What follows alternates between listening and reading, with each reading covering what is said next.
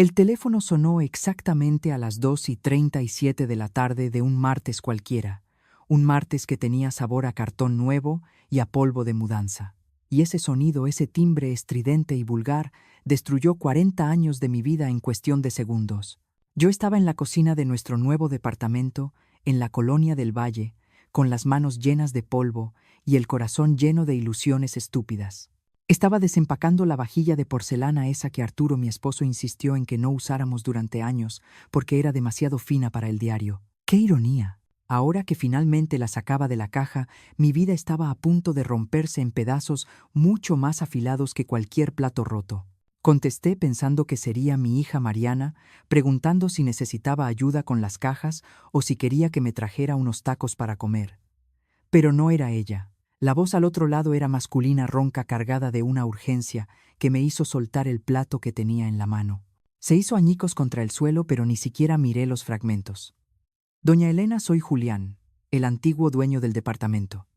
Tiene que venir a mi casa ahora mismo. Ahorita. Y por lo que más quiera, venga sola. Sentí un frío helado recorrerme la espalda, ese tipo de frío que conocía bien, el que sentía en el hospital cuando el monitor cardíaco de un paciente dejaba de sonar y se convertía en un pitido continuo. ¿Pasa algo con los papeles de la venta? Don Julián, pregunté, tratando de mantener la calma. Su respuesta fue un susurro aterrado. No son los papeles, es su marido. Olvidé apagar una cámara de seguridad oculta en la recámara principal antes de entregarle las llaves. Y doña Elena, lo que acabo de ver. Usted tiene que verlo con sus propios ojos antes de que sea demasiado tarde. Antes de continuar con esta pesadilla, te pido algo sencillo. Si alguna vez has sentido que el suelo se abre bajo tus pies, si esta historia toca tu corazón o despierta tu rabia en algún momento, suscríbete al canal ahora mismo. Aquí ningún dolor se cuenta en vano, y necesito que seas testigo de la justicia que voy a buscar. Haz clic en suscribirse, no dejes que mi voz se pierda en el silencio.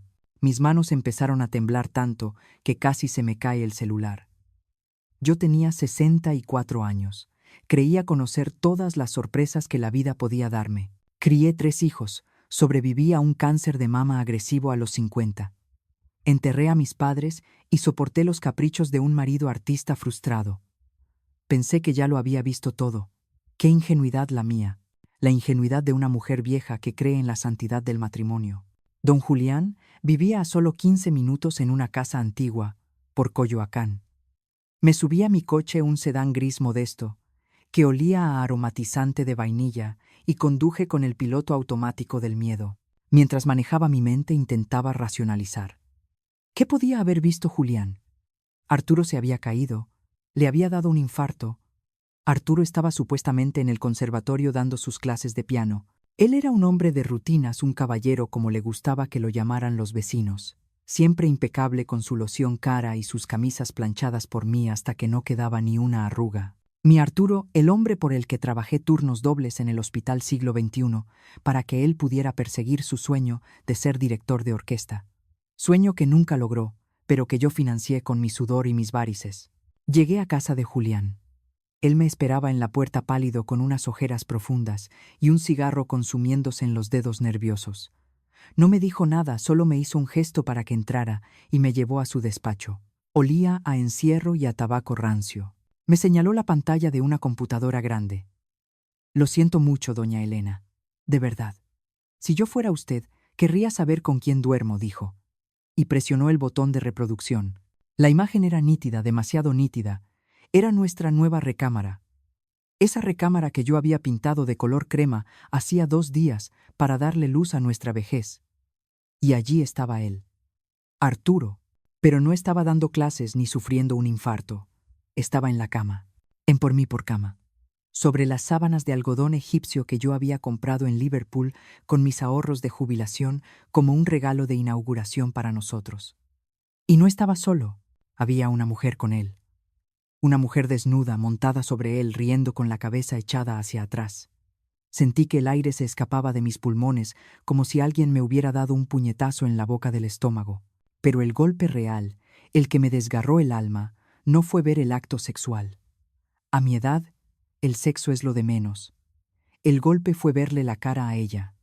No era una desconocida, no era una prostituta de paso. Era Camila. Camila, la pobre niña a la que yo consolé cuando su madre murió.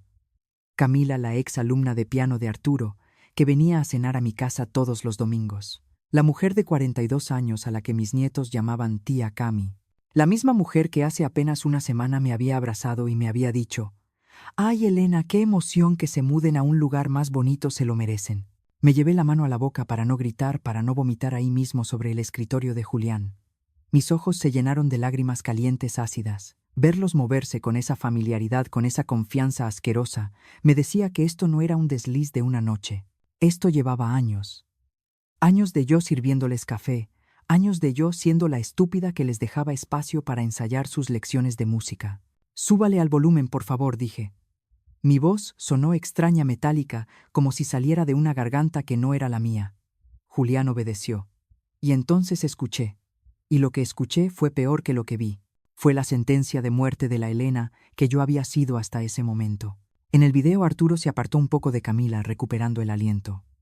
Ella le acarició el pecho, ese pecho flácido que yo cuidaba con dietas bajas en colesterol. «Ya no aguanto más, mi amor», dijo ella con esa voz chillona que siempre me había parecido dulce. «¿Cuándo se lo vas a decir a la vieja? Ya me cansé de escondernos como ratas».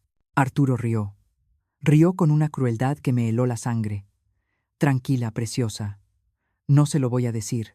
No hace falta». Se levantó de la cama desnudo, sin ninguna vergüenza, y caminó hacia el buró donde estaba su maletín de cuero. «¿Ves esto?». Sacó una carpeta azul. «Aquí está todo. La venta de la casa de Coyoacán, los fondos de retiro de ella, los seguros. Todo.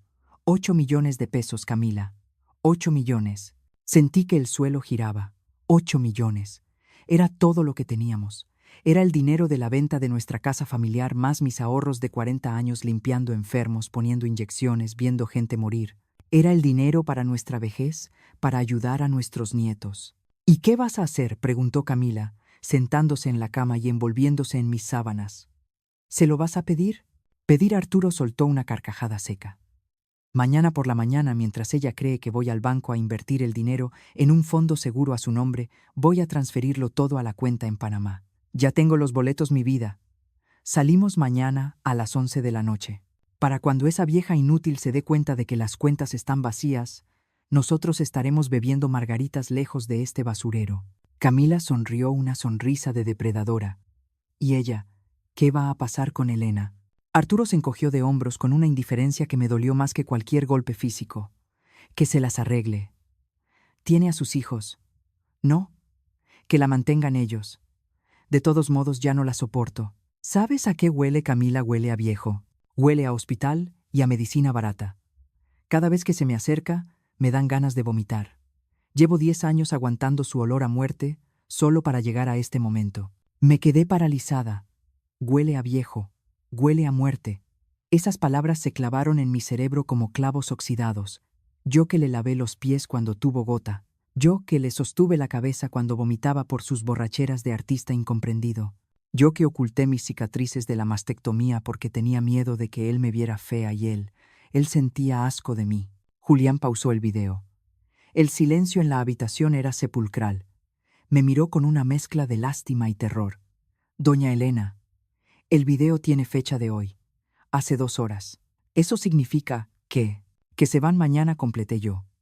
Mis lágrimas se habían secado de golpe. No había espacio para la tristeza. La tristeza es un lujo que las víctimas no se pueden permitir cuando están a punto de ser degolladas. Sentí algo caliente nacer en mi estómago, algo que subió por mi esófago y quemó mi garganta. No era bilis, era odio, un odio puro destilado cristalino. Miré mis manos. Ya no temblaban. Eran las manos de una jefa de enfermeras. Manos que habían cerrado los ojos de cientos de cadáveres, manos que habían frenado hemorragias, manos firmes. Arturo había cometido el peor error de su patética vida. Me había subestimado. Él veía en mí a la esposa sumisa, a la enfermera sacrificada, a la vieja con olor a medicina. No sabía que quien sobrevive al cáncer y al sistema de salud público de México no se rompe con facilidad. Se endurece. «Don Julián», dije levantándome de la silla, «¿me puede dar una copia de eso?». «De todo». Él asintió rápidamente sacando una memoria USB. «Tenga». Pero doña Elena, ¿qué va a hacer? Va a llamar a la policía. Ese hombre es un monstruo, pero legalmente es. Su esposo tiene acceso a las cuentas conjuntas. Tomé la memoria USB y la apreté en mi puño hasta que los bordes de plástico se marcaron en mi palma. No, Julián. La policía no sirve para esto. Si llamo a la policía dirán que es un pleito doméstico. Él se llevará el dinero antes de que levanten un acta. Respondí con una frialdad que me sorprendió incluso a mí misma. Caminé hacia la puerta sintiéndome más alta, más pesada, más peligrosa. Arturo quiere jugar al estratega financiero. Quiere jugar a ser el villano de la película. Está bien. Vamos a jugar. Me detuve en el umbral y miré a Julián a los ojos. Él dijo que huelo a muerte, ¿verdad? Pues tiene razón. Pero no es mi muerte lo que huele. Es la suya. Salí de la casa y me subí a mi coche. Miré el reloj. Eran las 3:30. Los bancos cerraban a las 4, pero las bancas en línea funcionaban 24 horas. Arturo creía que yo era una anciana tecnológica analfabeta. Creía que yo no sabía mi propia contraseña porque siempre le pedía ayuda a él para hacerme la tonta y que él se sintiera útil, inteligente, el hombre de la casa. Pero había algo que Arturo no sabía. Algo que olvidó en su arrogancia de macho. La cuenta donde estaba el dinero grande, la de los 8 millones, requería 2 firmas digitales para transferencias mayores a 50,000 pesos. Y el token de seguridad. El token físico, ese pequeño aparatito del banco que cambia los números cada minuto. Ese aparato no estaba en su maletín de cuero. Metí la mano en mi bolsa entre mis pastillas para la presión y un rosario viejo. Mis dedos rozaron el plástico frío del token. Sonreí. Una sonrisa que no llegó a mis ojos. Arranqué el coche. No iba a volver al departamento a llorar. Iba a ir a ver a la única persona en esta ciudad más peligrosa que un marido infiel, mi abogada, la licenciada Valeria. Arturo quería guerra. Arturo quería dejarme en la calle.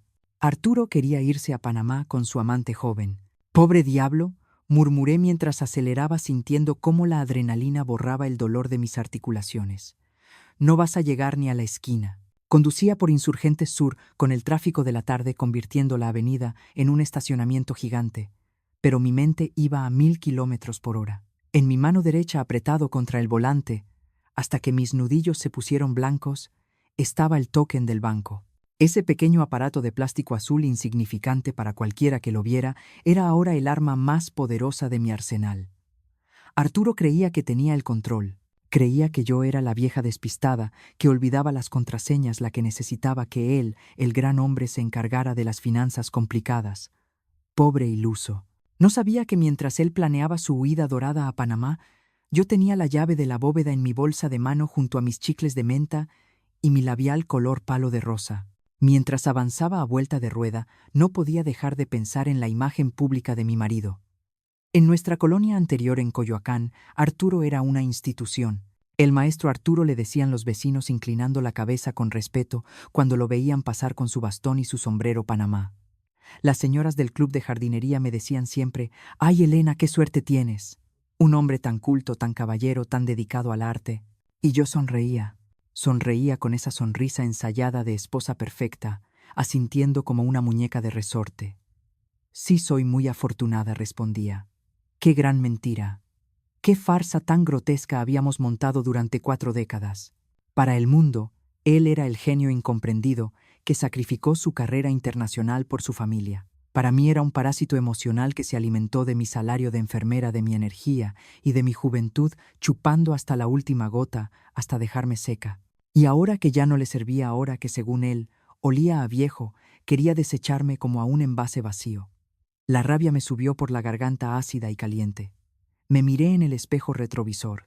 Mis ojos, esos que él decía que ya no tenían brillo, ardían con una intensidad que me asustó. «No vas a ganar», Arturo, susurré al reflejo. «No te vas a llevar ni un centavo de mi esfuerzo». Llegué al despacho de la licenciada Valeria en Polanco. Valeria no era una abogada cualquiera, era un tiburón con tacones de aguja. Había divorciado a la mitad de la alta sociedad de la Ciudad de México y tenía fama de dejar a los maridos infieles pidiendo limosna en el Zócalo. Cuando entré con mi traje sastre gris y mi dignidad remendada, ella supo de inmediato que algo grave pasaba. No hizo falta preámbulos. Saqué la memoria USB que me dio Julián y la puse sobre su escritorio de cristal. Quiero que vea esto, licenciada. Y quiero que me diga cómo puedo destruirlo. No quiero solo el divorcio. Quiero que se arrepienta de haber nacido. Valeria vio el video en silencio. Su rostro, habitualmente inexpresivo, se tensó. Cuando terminó, se quitó los lentes y me miró fijamente. Doña Elena, esto es oro molido. Tenemos adulterio flagrante, tenemos confesión de intento de fraude patrimonial y tenemos premeditación. Pero hay algo más que usted debe saber. Valeria abrió una carpeta en su computadora y giró la pantalla hacia mí. He estado revisando sus activos como me pidió la semana pasada cuando sospechaba que algo andaba mal con las escrituras. Encontré esto. Señaló un documento digital. Era una póliza de seguro de vida. Mi seguro de vida. Se contrató hace 6 meses, Elena. La cobertura es por 5 millones de pesos en caso de muerte accidental o natural. Usted firmó esto. Me acerqué a la pantalla entrecerrando los ojos. Ahí estaba mi firma. Elena Ramírez de Silva. La caligrafía era perfecta, idéntica a la mía. Pero yo jamás había visto ese papel. No respondí sintiendo cómo se me helaba la sangre. Yo no firmé eso. Valeria asintió lentamente con una mueca de disgusto. Lo supuse. Arturo falsificó su firma. Y lo más escalofriante, Elena, es que un seguro de vida no le sirve de nada si usted se divorcia. Solo cobra si usted se muere estando casada con él. Nos miramos. El mensaje estaba claro flotando en el aire acondicionado de esa oficina lujosa. Arturo no solo planeaba robarme y huir. En el fondo de su mente retorcida, él estaba apostando a mi muerte. Quizás el cáncer regresaría. Quizás un accidente oportuno. Para él yo valía más muerta que viva. Esa revelación fue peor que la infidelidad. Camila era un insulto a mi orgullo, pero esto era un insulto a mi existencia. Salí del despacho de Valeria con instrucciones precisas: actuar con normalidad. Necesitamos 24 horas para congelar todo, me dijo. Él va a intentar hacer la transferencia mañana por la mañana. Usted tiene que llegar a casa, sonreír, cenar con él y hacerle creer que todo sigue igual.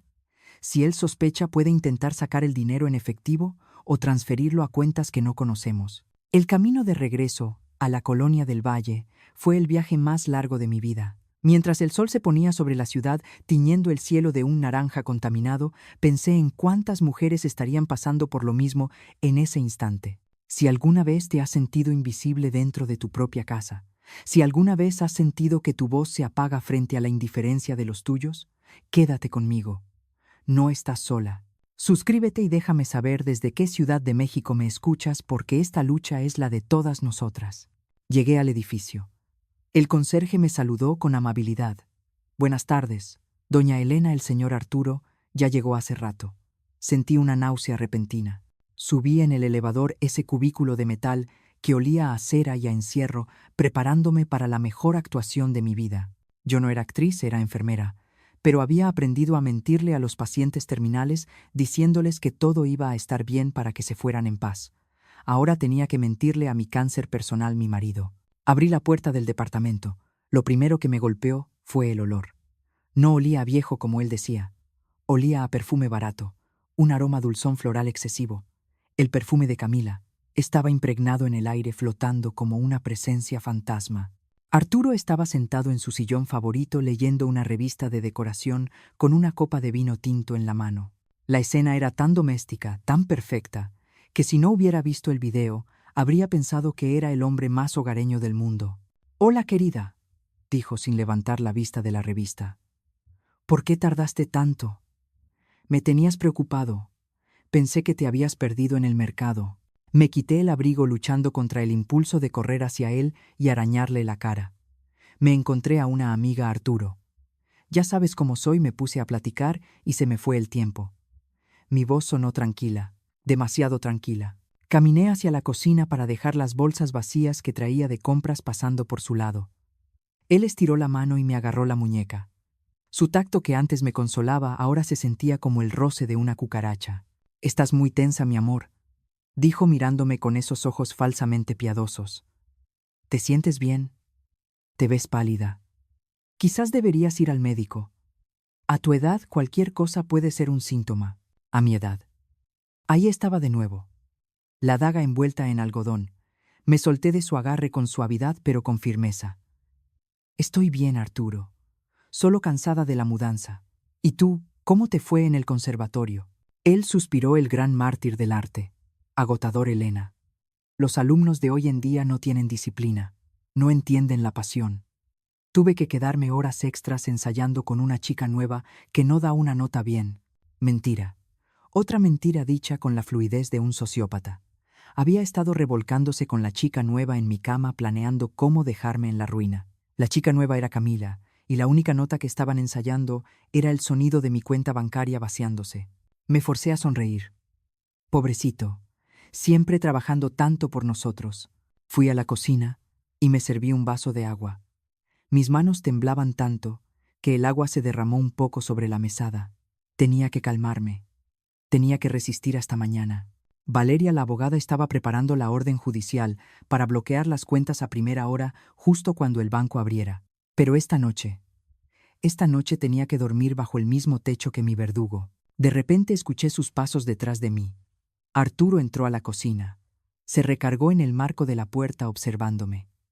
Había algo diferente en su mirada. Algo calculador. No era la mirada del esposo aburrido. Era la mirada del ladrón que verifica si la caja fuerte está cerrada. «Oye, nena», dijo tratando de sonar casual, aunque noté la tensión en su mandíbula. Estaba buscando el token del banco. Quería revisar si ya cayó el depósito de mi pensión para comprarte algo lindo para la casa. No lo encuentro en mi despacho. ¿Lo has visto? El corazón se me detuvo. El token. El maldito token estaba en mi bolsa a 2 metros de distancia sobre la silla del comedor. Si él lo encontraba, si él veía que yo lo tenía, sabría que algo pasaba. Arturo jamás perdía nada y yo jamás tocaba sus cosas bancarias complicadas. Me giré lentamente con el vaso de agua en la mano ganando tiempo. No, Arturo, no lo he visto. Seguro lo dejaste en alguna caja de la mudanza. Ya ves que con este desorden todo se pierde. Él entrecerró los ojos. Por un segundo vi la máscara caer. Vi al hombre cruel del video, al hombre que sentía asco de mí. ¿Estás segura, Elena? Porque yo soy muy ordenado, y juraría que lo dejé sobre el escritorio ayer. Dio un paso hacia mí invadiendo mi espacio personal. No estarás empezando a perder la memoria otra vez, ¿verdad? Como cuando olvidaste pagar la luz el año pasado. Aquello fue un golpe bajo, un recordatorio de mi supuesta incompetencia. Pero esta vez no bajé la cabeza. Esta vez lo miré a los ojos y vi algo más: miedo. Él tenía prisa. Necesitaba ese token para hacer la transferencia mañana. Sin el token, su plan de fuga con Camila se desmoronaba. Estaba desesperado. Voy a buscarlo bien, Arturo. Ahorita que termine de preparar la cena. ¿Por qué no te sientas? Te ves alterado. Él se quedó quieto un momento, sopesando si presionarme o mantener su papel de esposo comprensivo. Finalmente, forzó una sonrisa tensa. Está bien, pero búscalo, por favor. Es importante. Se dio la vuelta y salió de la cocina. Solté el aire que había estado conteniendo. Mis piernas casi me fallan. Me apoyé en el fregadero mirando por la ventana hacia la calle oscura. Abajo la ciudad seguía su ritmo frenético, ajena a la guerra silenciosa que se libraba en un departamento del tercer piso. Tenía el token. Tenía la evidencia. Tenía a la abogada. Pero ahora tenía un problema más inmediato. Arturo no iba a descansar hasta encontrar ese aparato. Y si no lo encontraba por las buenas, tenía miedo de lo que pudiera hacer por las malas. Esa noche iba a ser eterna. Iba a tener que dormir con un ojo abierto, con la puerta de la habitación de huéspedes cerrada con seguro, rezando para que amaneciera antes de que él decidiera buscar en mi bolsa. Lo que yo no sabía mientras miraba las luces de la ciudad era que el destino tenía una carta más guardada para esa noche. Una carta que llegaría en forma de un mensaje de texto al celular de Arturo. Un mensaje que yo leería por accidente y que cambiaría el rumbo de mi venganza para siempre. Porque resulta que Camila no era la única que tenía secretos, y Arturo estaba jugando con fuego mucho más peligroso de lo que yo imaginaba. La cena transcurrió en un silencio tan denso que se podía cortar con el cuchillo de la mantequilla. Arturo y yo estábamos sentados a la mesa, frente a frente, como lo habíamos hecho durante casi 14.600 noches. Pero esa noche había un abismo insalvable entre nosotros. El único sonido era el tintineo de los cubiertos contra la porcelana y el ruido húmedo casi obsceno de Arturo masticando su carne. Antes yo encontraba ese sonido familiar doméstico. Esa noche me sonaba como un animal devorando su presa. Lo observé por encima de mi copa de agua.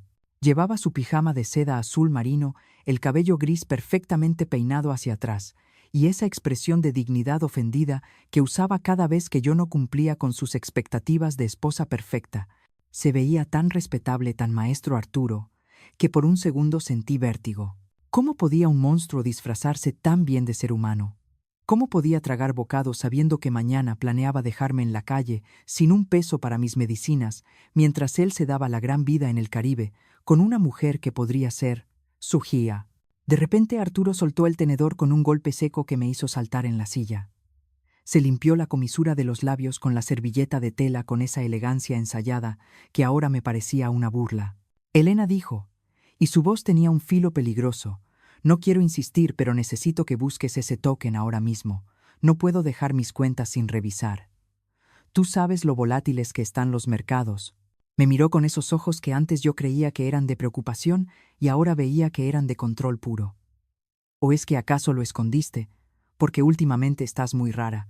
Estás ocultándome algo. Sentí un frío recorrer mi espalda, pero mantuve la mirada. No seas ridículo, Arturo. ¿Para qué querría yo tu token? Seguro está en el saco que usaste ayer.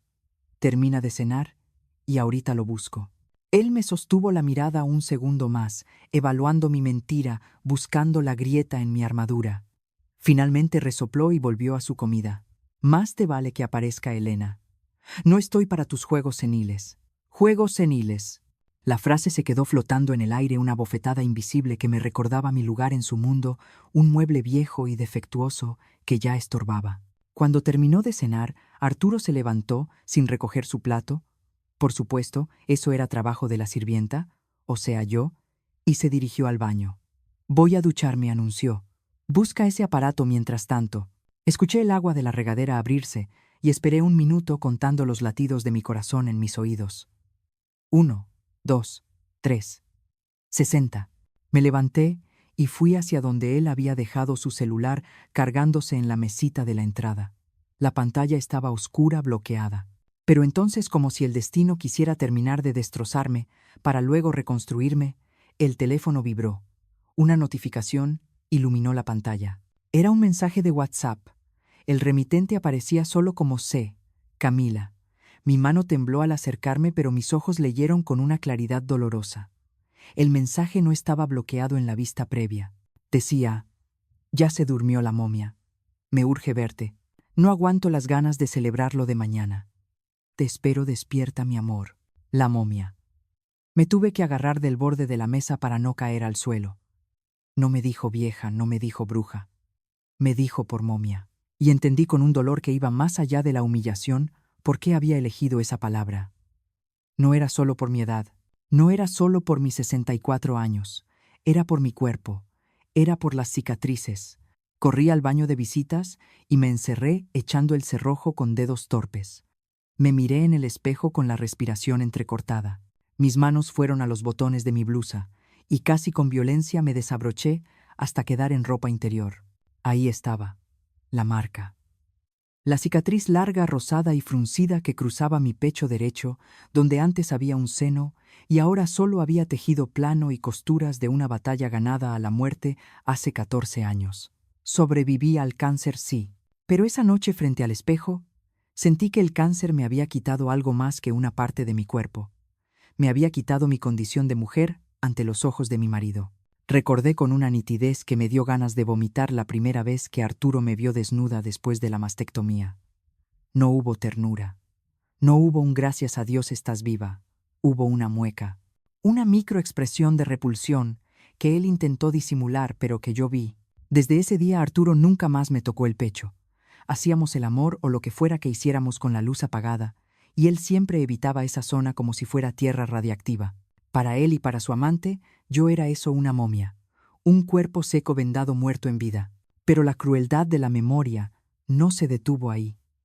Mi mente traicionera viajó 3 años atrás, a una tarde de domingo en nuestra antigua casa de Coyoacán.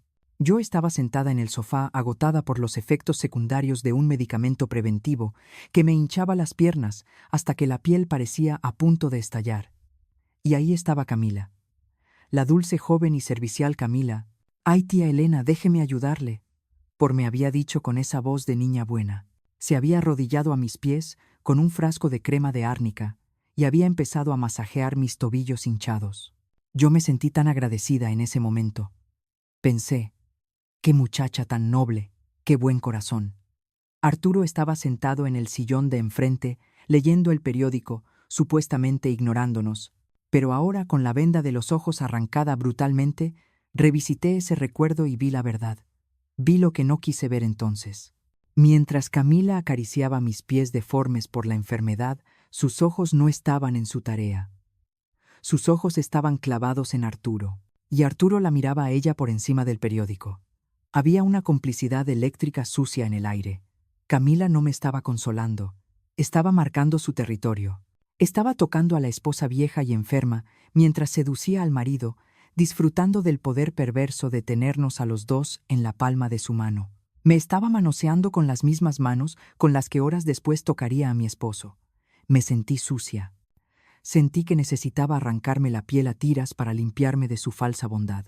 Elena, el grito de Arturo desde la recámara me sacó de mi trance. ¿Dónde diablos estás? No encuentro mi loción tampoco. Me abroché la blusa rápidamente secándome las lágrimas de rabia que se me habían escapado. No más lágrimas. Las momias no lloran. Las momias maldicen. Salí del baño y caminé hacia la recámara principal. Arturo estaba ahí con una toalla amarrada a la cintura, oliendo a jabón caro y a impaciencia. Me miró con desdén. «¿Qué hacías encerrada? Te ves fatal. Tienes los ojos rojos». Me sentí un poco mareada, Arturo. Debe ser la presión, mentí caminando hacia mi lado de la cama. Él soltó un bufido de exasperación. «Siempre tienes algo, Elena. Siempre». Bueno, y el token apareció. Me senté en la orilla de la cama dándole la espalda. Sabía que estaba caminando sobre una cuerda floja, sobre un pozo de víboras. Si le decía que no, su sospecha crecería. Si se lo daba, perdía mi ventaja. Tenía que ser más lista. Tenía que usar su propia arrogancia en su contra. «Arturo», dije con voz temblorosa, fingiendo miedo. Creo que lo tiré sin querer». El silencio que siguió fue aterrador. Sentí su presencia acercarse a mi espalda como una sombra gigante. «¿Qué dijiste?», susurró, y su voz era más peligrosa que si hubiera gritado. Estaba tirando los papeles del embalaje, las cajas viejas. Y había muchas cosas en la mesa. «Creo que se fue en la basura, Arturo. Ya pasó el camión de la basura esta tarde». Me giré para mirarlo poniendo mi mejor cara de anciana torpe y arrepentida. «Perdóname, por favor. Soy una tonta». Arturo se puso rojo. Violeta. Las venas de su cuello se hincharon como gusanos. Por un momento pensé que me iba a golpear. Levantó la mano, y yo me encogí instintivamente, protegiendo mi cicatriz, protegiendo lo poco que quedaba de mí. Pero se detuvo. Bajó la mano cerrándola en un puño. Sabía que no podía golpearme. Las marcas serían visibles y él era un caballero. Además, necesitaba que yo estuviera bien para mañana. Si me golpeaba, yo podría ir al hospital o a la policía, y eso arruinaría su fuga perfecta. Eres una inútil», escupió las palabras salpicándome de saliva. «Una inútil, estúpida y senil. ¿Sabes lo que has hecho? Mañana tengo que ir al banco a primera hora a pedir una reposición. Me vas a hacer perder toda la mañana por tu estupidez. Lo siento mucho». Sollocé falsamente, escondiendo la cara entre las manos, para que no viera la sonrisa salvaje que quería brotar de mis labios. «Ve al banco, Arturo. Ve. Pierde tu mañana, porque mientras tú estás haciendo fila para pedir un nuevo token, la licenciada Valeria estará presentando la orden judicial en la sucursal matriz». «Cállate. Me das dolor de cabeza», gruñó él. Se dio la vuelta, apagó la luz de su lado y se metió en la cama dándome la espalda. «Mañana hablaremos seriamente, Elena. Esto no puede seguir así. Ya no puedo vivir con alguien que no es capaz ni de cuidar un pedazo de plástico». Me acosté en mi lado de la cama en la oscuridad, escuchando su respiración, que poco a poco se iba regularizando. Él creía que había ganado tiempo, que solo era un contratiempo molesto. No sabía que acababa de cavar su propia tumba. Pero la noche es larga cuando duermes con el enemigo. No pude cerrar los ojos. Cada vez que él se movía, yo tensaba los músculos lista para correr. Mi bolsa con el token real adentro estaba debajo de la cama de mi lado. Si él se despertaba, si se le ocurría revisar. De repente, el celular de Arturo volvió a vibrar en la mesita de noche. Una vez, 2 veces. Él se removió gruñendo dormido, pero no despertó. La luz de la pantalla iluminó la habitación por un segundo, proyectando sombras alargadas y fantasmales sobre las cajas de mudanza que aún nos rodeaban. Me quedé mirando esa luz intermitente como si fuera un faro en medio de la tormenta. Sabía que era ella, Camila, la sé, la mujer que se burlaba de mis cicatrices, la mujer que quería mi vida. Y en ese momento, en la oscuridad de esa habitación que olía a traición, hice un juramento sagrado. No solo iba a recuperar mi dinero, no solo iba a divorciarme, iba a asegurarme de que cuando Arturo y Camila cayeran el golpe fuera tan fuerte que se escuchara en todo México. Me llevé la mano al pecho sobre mi cicatriz. Ya no me dolía, ya no me daba vergüenza. Ahora era mi pintura de guerra. Mañana, Arturo, pensé mirando su nuca vulnerable en la almohada. Mañana vas a desear haberte quedado con la momia, porque la momia acaba de despertar y tiene mucha hambre de justicia. Y entonces, en el silencio de la madrugada, recordé algo. Un detalle pequeño en los documentos que había visto de reojo en el video de Julián. Algo que en mi shock inicial había pasado por alto, pero que ahora brillaba en mi memoria con una claridad letal. La cuenta de Panamá no estaba a nombre de Arturo. Estaba a nombre de una sociedad anónima, y yo conocía ese nombre. Lo había visto antes hace muchos años en una carta que llegó por error a nuestra casa y que Arturo me arrebató con pánico. El juego acababa de cambiar. Esto no era solo un divorcio. Estaba a punto de meter la mano en la boca del lobo y esperaba no perder el brazo en el intento. La mañana siguiente amaneció con un sol pálido y enfermo que se colaba por las persianas mal cerradas de la recámara. Arturo ya estaba despierto. Lo sentí moverse por la habitación con esa energía nerviosa de quien tiene una cita con el destino. Mantuve los ojos cerrados, fingiendo dormir, controlando mi respiración para que fuera lenta y pesada, aunque por dentro mi corazón galopaba como un caballo desbocado. Escuché el sonido del cierre de su maletín, el porclic por metálico, que sonó como el martillo de un revólver. Se acercó a la cama. Sentí su presencia, su colonia, cara mezclada con el olor rancio de su propia ansiedad. Se inclinó y depositó un beso seco rápido en mi mejilla. Un beso de Judas. «Descansa», Elena susurró. «Hoy será un día largo». Casi me río. Casi abro los ojos y le escupo en la cara que sí que el día sería eterno, pero no como él imaginaba. Esperé a escuchar el portazo de la entrada y el zumbido del elevador descendiendo antes de abrir los ojos. Salté de la cama con una agilidad que no sentía desde mis 30 años. No había tiempo para dolores de artritis ni para lamentos. Me vestí con mi mejor traje sastre, uno negro que usaba para los funerales, porque eso era lo que iba a presenciar hoy, el funeral de la vida de Arturo Silva. Tomé un taxi en la esquina, evitando usar mi coche para que él no pudiera rastrearme si se le ocurría revisar el GPS. «A Polanco, joven. Y rápido, por favor. Es una emergencia de vida o muerte». El taxista, un muchacho joven, con un rosario colgado en el espejo retrovisor, me miró por el espejo con preocupación y aceleró. Mientras la ciudad pasaba borrosa por la ventana, revisé mi celular. Tenía un mensaje de la licenciada Valeria por «Ya tengo la orden del juez. Te veo en el banco de la sucursal matriz a las 8:45. No llegues tarde». Arturo había ido a una sucursal cercana a casa para pedir la reposición del token, pensando que era un trámite sencillo. Lo que él no sabía era que Valeria había movido sus influencias, y vaya que tenía influencias, para presentar una orden de embargo preventivo directamente en el sistema central del banco. Era una carrera de tiempos. Si Arturo lograba convencer al gerente de la sucursal antes de que el sistema se actualizara, podría sacar el dinero. Teníamos una ventana de 15 minutos. 15 minutos que valían 8 millones de pesos. 15 minutos que valían mi dignidad. Llegué al banco matriz en Polanco, faltando 10 para las 9. Valeria estaba ahí, impecable como siempre, con una carpeta roja bajo el brazo y flanqueada por 2 asistentes que parecían guardaespaldas. Pero su cara no tenía la compostura habitual. Estaba pálida. «Elena, tenemos que hablar antes de entrar», me dijo, jalándome hacia un rincón discreto del vestíbulo. Abrió la carpeta y sacó una hoja impresa. ¿Sabías que Arturo cambió los boletos de avión? Me quedé helada. ¿Cómo que los cambió? Originalmente salían mañana por la noche. Pero anoche, a las 3 de la mañana, compró 2 pasajes nuevos en primera clase para Panamá. Salen hoy a las 2 de la tarde, Elena. En 5 horas. Valeria hizo una pausa y me miró a los ojos con una intensidad que me asustó. Y no solo eso. Compró los boletos con la tarjeta de crédito a tu nombre. A tu nombre, Elena. Él pretende huir con tu dinero y dejarte la deuda del viaje de su amante.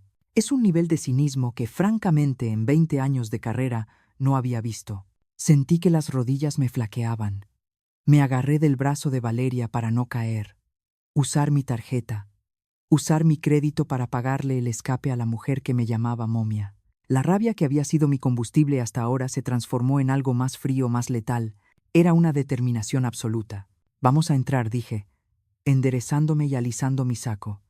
Y vamos a asegurarnos de que ese avión despegue sin él. Entramos a la oficina del director regional del banco. Gracias a Dios, Valeria conocía a todo el mundo. Mientras ella explicaba la situación legal y mostraba la orden del juez, yo me quedé mirando el reloj de pared. Las manecillas avanzaban inexorables. 9:05. Arturo ya debía estar en la sucursal de la Colonia del Valle, probablemente gritándole a algún pobre cajero por su token perdido. Señora Silva, dijo el director, un hombre calvo, que sudaba profusamente. Procederemos al bloqueo inmediato de todas las cuentas mancomunadas y personales del señor Arturo Silva, así como la inhabilitación de sus tarjetas de crédito asociadas. Pero hay un detalle. ¿Qué detalle?, preguntó Valeria, afilada como una navaja. Una de las cuentas destino que el señor Silva tenía preautorizadas para transferencias internacionales. La cuenta en Panamá. El director giró la pantalla hacia nosotras. No es una cuenta personal, es una cuenta corporativa, a nombre de Inversiones Dante S.A. El aire se salió de la habitación. Dante Salazar. El nombre me golpeó como un mazo en la nuca. Mis manos empezaron a temblar, no de rabia, sino de terror puro. Recordé la carta. Esa carta que llegó hace 15 años, cuando Arturo supuestamente había pedido un préstamo para salvar el conservatorio. Una carta con un logotipo de un escorpión estilizado. Arturo me la había arrebatado diciendo que era publicidad basura, pero yo vi el nombre. Dante Salazar. El hombre que salía en las noticias, no por sus negocios, sino por los cuerpos que aparecían en sus propiedades. Dios mío, susurré llevándome la mano a la boca. Valeria, Arturo no solo me está robando a mí, está lavando dinero. Ese dinero que quiere transferir, parte de esos 8 millones, quizás ni siquiera son nuestros. Quizás está mezclando nuestro dinero limpio con dinero sucio para sacarlo del país. Valeria cerró la carpeta de golpe. Su expresión cambió de profesional a alarmada. Elena, si eso es cierto, esto ya no es un divorcio. Esto es crimen federal. Si Arturo transfiere ese dinero a una cuenta vinculada al narco o al lavado, y tú sigues casada con él bajo bienes mancomunados, te pueden arrastrar a ti también. Te pueden acusar de complicidad. El pánico intentó apoderarse de mí. Imaginé la cárcel. Imaginé terminar mis días no en una playa, sino en una celda fría, acusada de ser la socia de un monstruo. Pero entonces pensé en mis hijos, en Mariana, en mis nietos. Si yo caía, los arrastraba a ellos. No, eso no iba a pasar. Bloquéelo todo, ordené al director con una voz que no reconocí. Una voz de acero. Bloquéelo ahora mismo. Y quiero un reporte de cada movimiento sospechoso. Si mi marido quiere jugar con el diablo, que se queme él solo. El director tecleó furiosamente. Hecho. Cuentas congeladas. Alerta de fraude activada. Si intenta mover un peso, el sistema no solo lo rechazará, sino que retendrá su documentación. 915. El teléfono de Valeria sonó. Ella contestó, escuchó un segundo y sonrió. Una sonrisa depredadora. Gracias. Colgó y me miró. Acaba de intentar pasar la tarjeta en la sucursal del Valle. Rechazada. Está haciendo un escándalo. El gerente de allá dice que está exigiendo hablar con el director general. Parece que se le está cayendo el teatro, Elena. Salimos del banco. El sol de la mañana me pegó en la cara, pero no sentí calor. Sentí claridad. Tenía que volver a casa. Tenía que estar ahí cuando él regresara, derrotado, furioso, desesperado. Tenía que verle la cara cuando se diera cuenta de que la vieja inútil le había ganado la partida.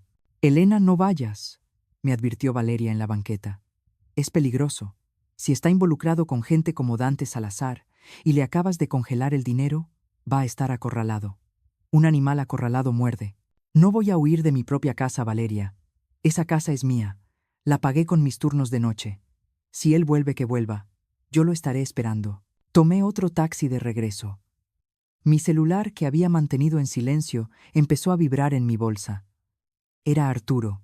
Una llamada. 2, 3. Dejé que sonara. Quería que sufriera. Quería que sintiera la impotencia, la desesperación de ver cómo sus planes se deshacían como humo. Imaginé a Camila en algún lugar con sus maletas listas, esperando una llamada que nunca confirmaría la transferencia.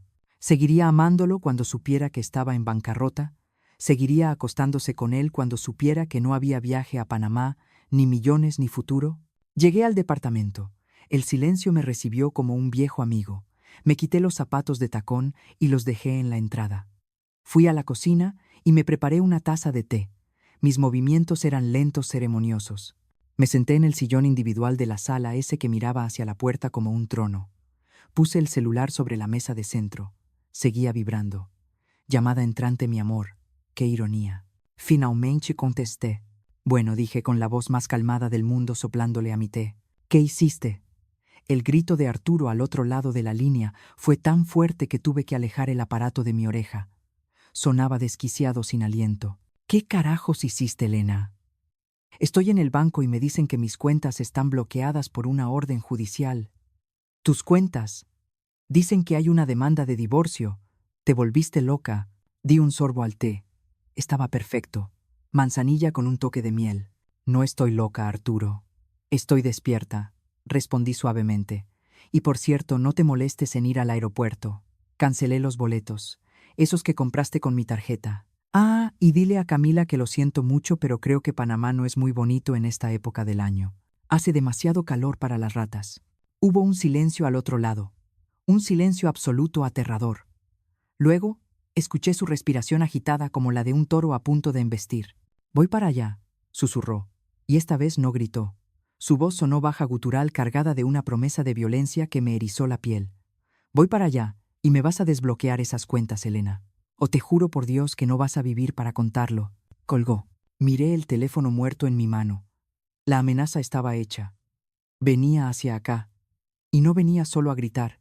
Venía a matar. Me levanté y fui hacia la puerta. Pasé el cerrojo. Luego pasé la cadena de seguridad. Fui al cuarto de lavado y saqué el bate de béisbol de aluminio que mi hijo Felipe había dejado olvidado hace años. Pesaba. Pesaba más de lo que recordaba, o quizás eran mis brazos de 64 años los que estaban débiles. Me senté de nuevo en el sillón con el bate cruzado sobre las piernas. Que venga el maestro Arturo, que venga el lavador de dinero, que venga el adúltero. La momia estaba lista para recibirlo. Y esta vez no habría vendajes que contuvieran mi furia. Esperé. 20 minutos. 20 minutos que se sintieron como 20 años de condena. Sentada en ese sillón con el bate de béisbol de mi hijo Felipe, descansando sobre mis piernas como un cetro real, escuché los sonidos del edificio con una agudeza dolorosa. El zumbido del refrigerador, el claxon lejano de un camión, en la avenida el latido ensordecedor de mi propia sangre golpeando mis sienes. No tenía miedo. O tal vez sí, pero era un miedo frío, calculador, el mismo miedo que sentía antes de entrar al quirófano para mi mastectomía. Sabía que iba a doler, sabía que me iban a cortar una parte de mí, pero también sabía que era necesario para sacar la podredumbre. Arturo era mi cáncer ahora, y yo era el cirujano. El ascensor sonó. Ding. Ese sonido metálico y alegre que tantas veces me anunció la llegada de mi marido después del trabajo, hoy sonaba como la campana de un ring de boxeo. Escuché sus pasos en el pasillo, pesados, furiosos. No eran los pasos del caballero que saludaba a los vecinos, eran los pasos de una bestia herida. Se detuvo frente a la puerta. La manija giró violentamente, pero el cerrojo y la cadena aguantaron. «¡Abre la maldita puerta, Elena!», gritó golpeando la madera con el puño. «Sé que estás ahí. Abre o la tiro abajo». Me levanté despacio, sintiendo el peso del bate en mis manos. No me temblaban. Caminé hacia la puerta, quité la cadena con calma y giré el cerrojo. Abrí la puerta de golpe. Arturo casi se cae hacia adentro por el impulso. Se recuperó rápidamente con el rostro enrojecido, las venas del cuello palpitando y el cabello siempre impecable cayéndole sobre la frente sudorosa. Parecía un loco, parecía un extraño. Entró como un torbellino cerrando la puerta tras de sí con un portazo que hizo vibrar las ventanas. ¿Quién te crees que eres?, bramó avanzando hacia mí, con el dedo índice levantado, ese dedo con el que tantas veces me había dado órdenes silenciosas. Me humillaste en el banco. Me dejaste como un imbécil frente al gerente. Desbloquea esas cuentas ahora mismo, o te juro que... ¿O me juras que, Arturo? Interrumpí, mi voz baja pero firme, cortando sus gritos como un bisturí. Levanté el bate ligeramente, solo lo suficiente para que él notara que no era un adorno. Me vas a pegar, a la momia, a la vieja inútil que huele a medicina. Él se detuvo en seco mirando el bate y luego a mis ojos. Hubo un momento de desconcierto en su mirada. Nunca en 40 años me había visto así.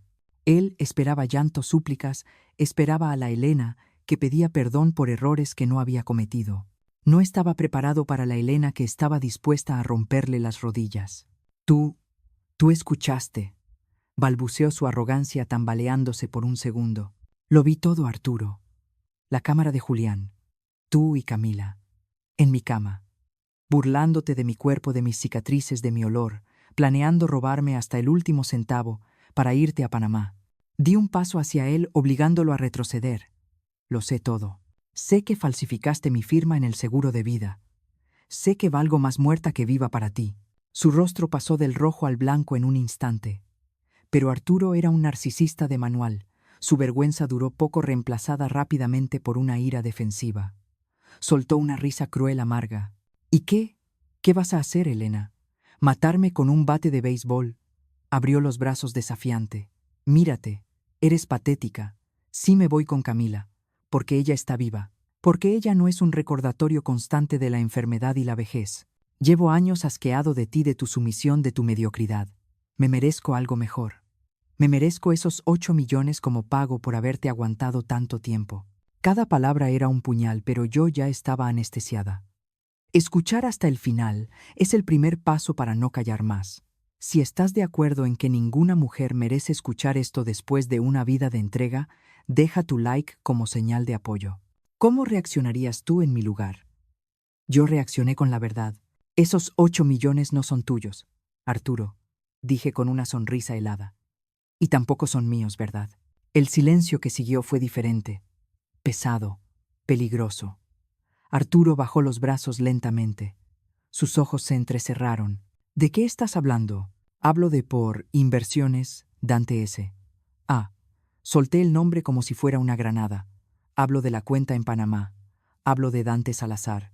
Fue como si le hubiera dado un golpe físico. Arturo se tambaleó. Su boca se abrió pero no salió ningún sonido. El color abandonó su rostro por completo, dejándolo con una palidez cerosa de cadáver. El maestro Arturo, el hombre que se creía superior a todos, se derrumbó ante mis ojos. Ya no había furia, había terror. Pánico puro y absoluto. Tú no sabes lo que estás diciendo, susurró mirando hacia la puerta como si esperara que alguien entrara a matarnos a los dos. Elena, cállate. Por el amor de Dios, cállate. No tienes idea de con quién te estás metiendo. Tengo una idea muy clara, Arturo. Me estoy metiendo con un lavador de dinero, con un criminal mediocre que usó a su esposa enfermera como fachada de respetabilidad durante 40 años. Me acerqué más, oliendo su miedo. Olía peor que mi supuesta vejez. Olía a cobardía. Congelé las cuentas, Arturo, y el banco ya emitió un reporte de actividad sospechosa.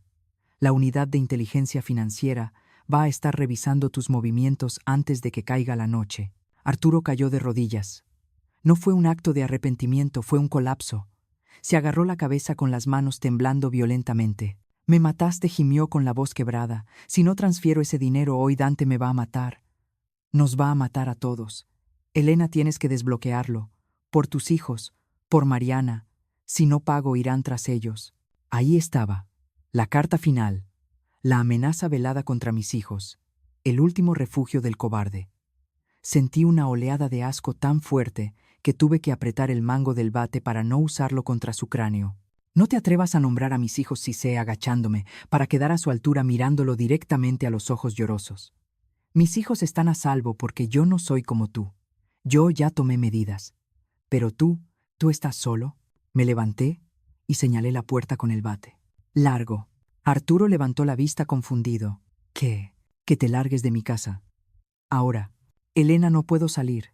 Ellos pueden estar vigilando. Necesito el dinero. Intentó agarrarme la pierna, pero me aparté con repulsión. Largo, grité, y mi voz, esa voz que había estado callada durante décadas, retumbó en las paredes del departamento vacío. Esta casa está a mi nombre. Todo está a mi nombre. Tú no tienes nada. Eres un indigente moral y financiero. Vete con tu amante. Vete con Dante. Pero sal de mi vista antes de que llame a la policía y les diga exactamente dónde estás. Arturo se puso de pie, tambaleándose como un borracho. Me miró una última vez. Ya no había superioridad en su mirada. Solo había odio y una promesa oscura. «Esto no se va a quedar así». Elena escupió, recuperando un fragmento de su veneno habitual mientras caminaba hacia la puerta.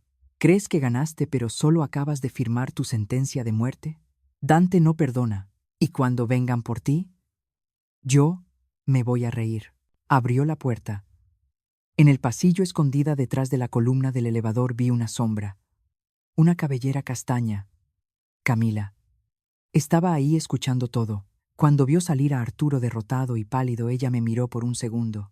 No había triunfo en sus ojos, había miedo. Ella también había escuchado el nombre de Dante. Ella sabía que el barco se estaba hundiendo. Cerré la puerta tras ellos y pasé el cerrojo. Pasé la cadena. Arrastré una silla y la atoré bajo la manija. Solo entonces, cuando estuve segura de que estaba sola, dejé caer el bate. Mis piernas cedieron y caí sentada en el suelo de la entrada. El silencio volvió a llenar la casa, pero ya no era el mismo silencio de antes. No era paz. Era la calma antes del huracán. Mis manos empezaron a temblar incontrolablemente. Me abracé a mí misma sintiendo el frío del piso a través de mi ropa. Lo había hecho. Había echado al monstruo. Había ganado la batalla del banco. Pero Arturo tenía razón en una cosa: esto no era el final. Dante Salazar existía. La amenaza era real, y yo acababa de declararles la guerra a hombres que no dudaban en disolver cuerpos en ácido. Mi celular sonó en la sala. El sonido me hizo saltar como si fuera un disparo. Me arrastré hasta el sillón y lo tomé. Era un número desconocido. Dudé.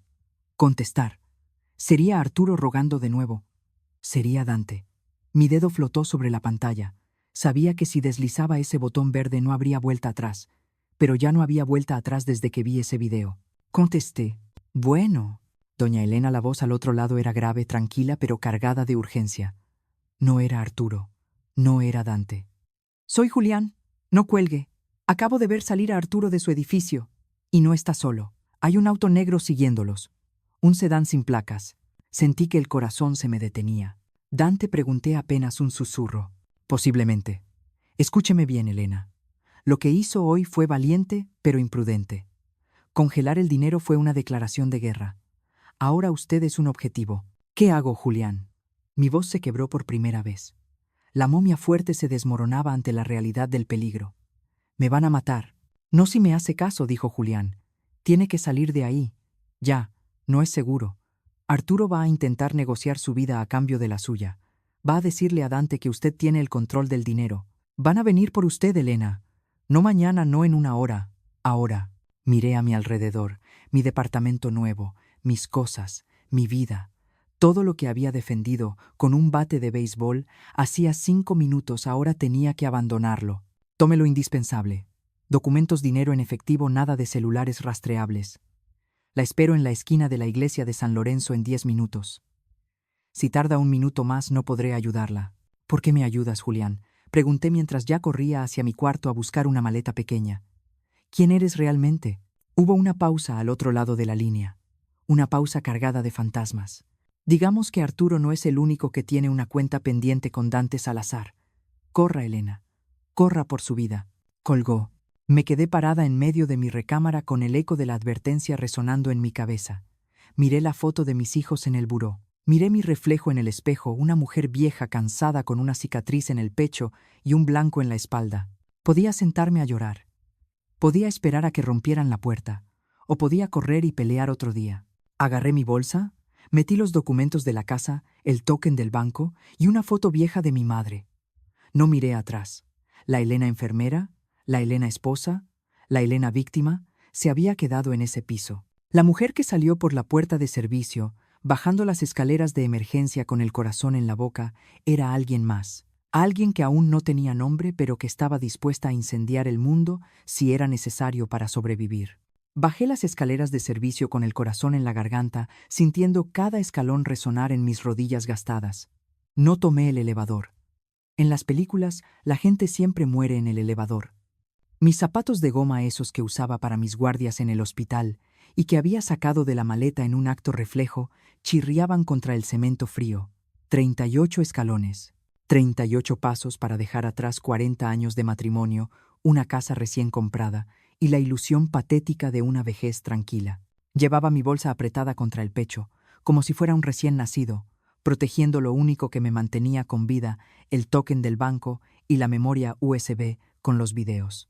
Salí a la calle por la puerta trasera, esa que da a los contenedores de basura. El olor a desperdicio podrido me golpeó la cara y por un segundo tuve ganas de reír.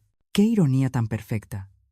Durante décadas, yo fui la que sacaba la basura de Arturo, la que limpiaba sus desastres, la que lavaba sus calzoncillos sucios. Ahora, él me había desechado a mí como si fuera una cáscara vacía, pero era yo quien huía entre los desperdicios para no ser triturada.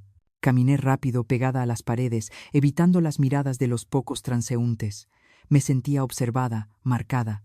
Cada auto negro que pasaba me parecía una carroza fúnebre enviada por Dante Salazar. Llegué a la esquina de la iglesia de San Lorenzo, en la colonia del Valle, con el aire quemándome los pulmones. Ahí estaba. Un sedán viejo despintado, nada que ver con los autos de lujo que manejaban los amigos de Arturo. Julián estaba al volante. Me subí al asiento del copiloto y él arrancó antes de que yo pudiera cerrar bien la puerta. No me dijo hola. No me preguntó cómo estaba. Solo miró por el espejo retrovisor con una intensidad de animal cazador y dijo: «Baje la cabeza, Elena. Si nos ven no llegamos ni al viaducto». Me agaché en el asiento abrazando mis rodillas, haciéndome pequeña e invisible. El coche olía a tabaco y a miedo viejo.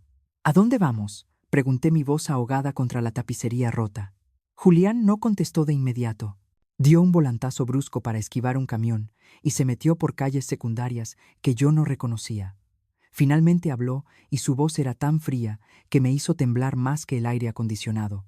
«Vamos a un lugar donde ni Dios ni el diablo voltean a ver, Elena. Porque a partir de hoy usted ya no existe». La Elena Silva que tomaba el té con las vecinas se murió hace media hora. Ahora solo queda la testigo que puede hundir a un imperio o terminar en una bolsa de plástico. Esa frase me golpeó más fuerte que cualquier bofetada. Una bolsa de plástico. Así de desechable era mi vida ahora. Me enderecé un poco, solo lo suficiente para ver por la ventana. Ya no estábamos en la zona bonita. Los edificios de Art Deco y los parques cuidados habían dado paso a talleres mecánicos, paredes con grafitis y banquetas rotas. Estábamos entrando en la Doctores, o la Obrera, no estaba segura. Julián detuvo el auto frente a una fachada gris con una cortina de acero oxidada. «Baje rápido», ordenó. Entramos. Era un taller abandonado, o eso parecía. Había olor a grasa y humedad. Julián cerró la cortina metálica y el ruido fue como el de una celda cerrándose. Encendió una lámpara solitaria sobre una mesa de trabajo llena de papeles. «Siéntese», me dijo señalando un banco de madera. Me senté sintiéndome ridícula con mi traje sastre en medio de esa mugre. Julián se paró frente a mí y sacó una botella de tequila barato de un cajón. Tomó un trago largo directo de la botella y luego me la ofreció. «Tómelo. Lo va a necesitar para lo que le voy a enseñar». Negué con la cabeza. «No tomo, Julián. Soy enfermera, sé lo que el alcohol le hace al». «Tómese el maldito trago», Elena gritó, y su grito retumbó en las paredes de lámina. «Deje de actuar como si siguiera en su mundo de color de rosa. Usted no es enfermera. Usted es la esposa de un lavador de dinero del narco. Así que tómese el trago y despierte de una vez, carajo». Bebí. El líquido me quemó la garganta, pero el fuego me hizo sentir viva. Julián suspiró más calmado y empezó a sacar documentos de una caja fuerte escondida bajo el piso. «¿Usted cree que Arturo solo la engañaba con Camila? ¿Cree que solo quería robarle sus ahorros? Julián soltó una risa seca sin humor. Ojalá fuera solo eso. Arturo es un cerdo, sí, pero es un cerdo útil. Lleva 10 años usando la escuela de música esa que usted ayudó a pagar para lavar dinero de Dante Salazar. Las colegiaturas de alumnos fantasma, las donaciones anónimas. Todo es dinero de secuestros, Elena. Dinero con sangre. Me quedé paralizada. Mi mente viajó al pasado, a todas esas veces que Arturo llegaba tarde diciendo que estaba haciendo cuentas en la escuela, a las veces que compramos muebles nuevos o cambiamos de coche, y él decía que había recibido un bono. Yo había estado durmiendo sobre colchones pagados, con el sufrimiento de otras familias. Yo había comido pan comprado con dinero sucio. Sentí náuseas. Vomité el tequila en un rincón del taller. Mientras me limpiaba la boca con el dorso de la mano, escuché a Julián detrás de mí, implacable. Vomite todo lo que quiera, pero no se limpie la conciencia tan fácil. Usted firmó papeles. Usted era la copropietaria. Para la ley y para Dante usted es parte del negocio. Y ahora que congeló las cuentas, ahora Dante cree que usted quiere su tajada o que lo va a traicionar. Julián se acercó y me puso una foto en la mesa. Era una foto de Arturo, pero no el Arturo que yo conocía. Estaba en una fiesta abrazado a un hombre con cara de calavera, Dante Salazar, y Arturo sonreía. Sonreía con una malicia que nunca le había visto en casa. Mírelo bien, Elena. Ese es el hombre por el que usted sacrificó su vida. Un hombre que se ríe mientras brinda con asesinos. Me quedé mirando la foto.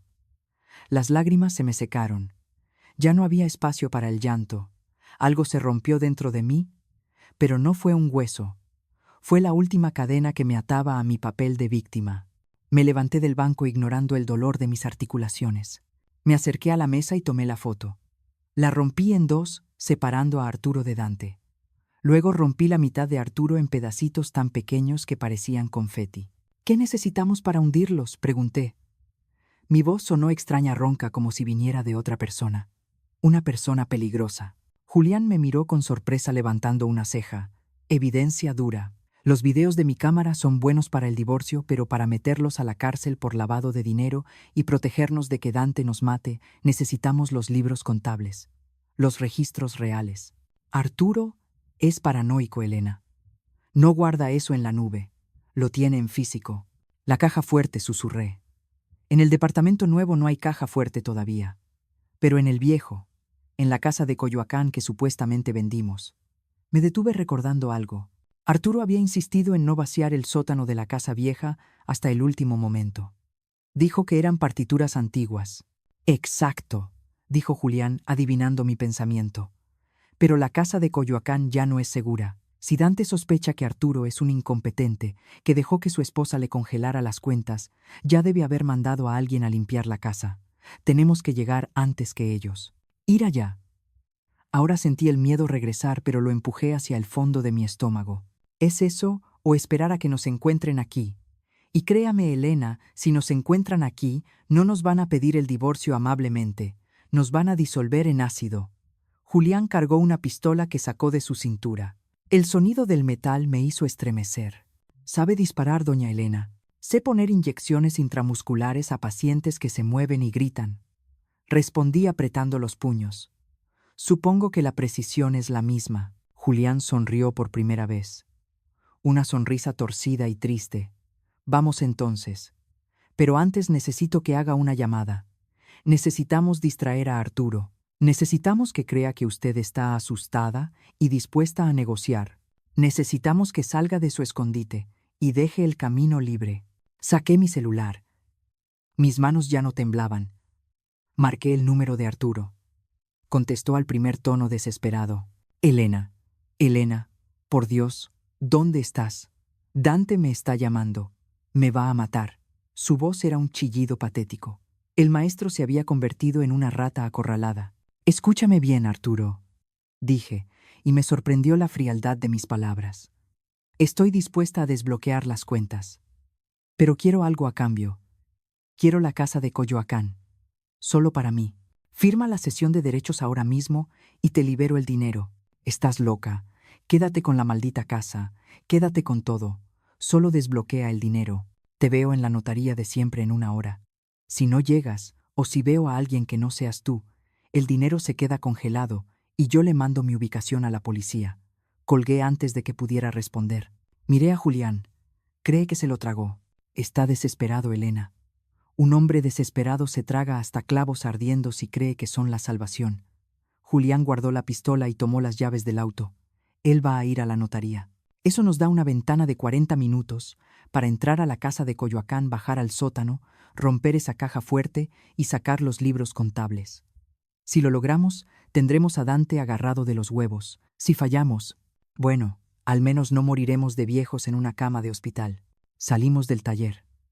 La noche había caído sobre la Ciudad de México, cubriendo las calles de sombras y peligros. Me subí al auto, pero esta vez no me agaché. Miré al frente hacia la oscuridad de la carretera. Arturo me había llamado momia. Pensaba que yo era algo muerto, seco, frágil. Iba a descubrir que las momias tienen maldiciones, y que algunas maldiciones no se rompen hasta que todo lo que tocan se convierte en polvo. «Písale, Julián», dije sintiendo cómo la adrenalina reemplazaba a la sangre en mis venas. «Vamos a recuperar lo que es mío, o vamos a quemar la casa con ellos adentro». El sedán viejo de Julián se detuvo a 2 cuadras de nuestra casa en Coyoacán. Apagó las luces y el motor, dejándonos envueltos en la oscuridad y el silencio sepulcral de la calle empedrada. Esa calle por la que yo había caminado miles de veces con las bolsas del mandado, saludando al panadero y sintiéndome la reina de mi pequeño castillo, ahora me parecía la boca de un lobo. La casa se veía igual que siempre, la fachada colonial pintada de amarillo ocre, la bugambilia, trepando por el muro, la reja de hierro forjado que Arturo presumía como arte. Pero ya no era mi hogar. Era la escena del crimen. Era el museo donde había exhibido mi estupidez durante 40 años, para que todos aplaudieran. «Tiene las llaves, ¿verdad?», susurró Julián sacándome de mi trance. Asentí tocando el metal frío en mi bolsillo. Segura que Arturo no cambió las cerraduras cuando supuestamente vendió la casa. Arturo es demasiado tacaño para cambiar una cerradura que funciona, Julián. Y demasiado arrogante para pensar que yo me atrevería a volver, respondí. Bajamos del auto. El aire nocturno olía a lluvia y a tierra mojada, ese olor característico de Coyoacán que antes me daba paz y ahora me revolvía el estómago. Caminamos pegados a la pared como ladrones en nuestra propia vida. Al llegar a la puerta mis manos temblaron al meter la llave. Giró. Un clic suave, casi obsceno en su facilidad, y la puerta se abrió. El olor de la casa me golpeó como un puñetazo físico. No olía a cerrado, olía a punto él. A su tabaco de pipa, a su loción de madera, y por debajo de eso, el rastro dulzón y barato del perfume de Camila. Entrar ahí fue como caminar sobre cristales rotos descalza. Cada mueble, cada cuadro, cada adorno que yo había elegido con tanto amor, ahora me gritaba, «¡Idiota!». Ahí estaba el sillón donde le tejí una bufanda. Ahí estaba la mesa donde le serví miles de cenas calientes mientras él pensaba en otra. Sentí una oleada de asco tan profunda que tuve que apoyarme en la pared para no caer.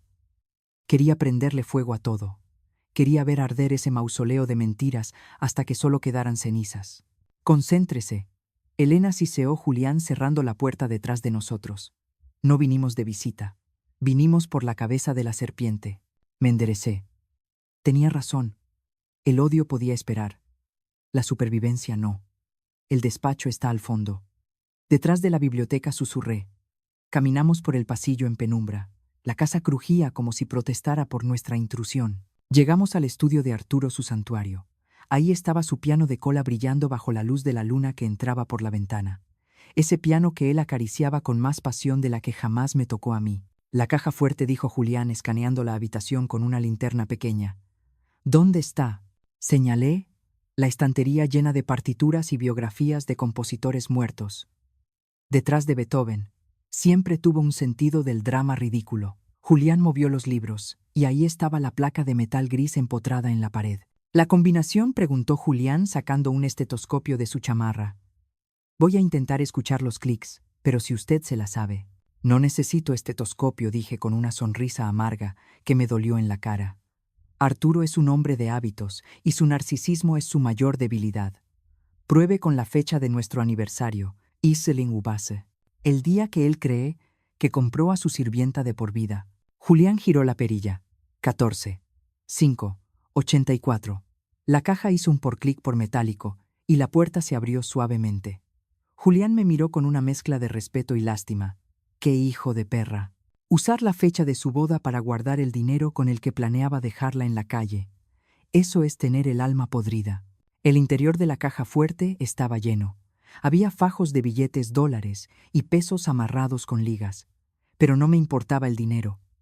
Mis ojos se fueron directo a los cuadernos de pasta negra apilados al fondo. Los saqué con manos temblorosas.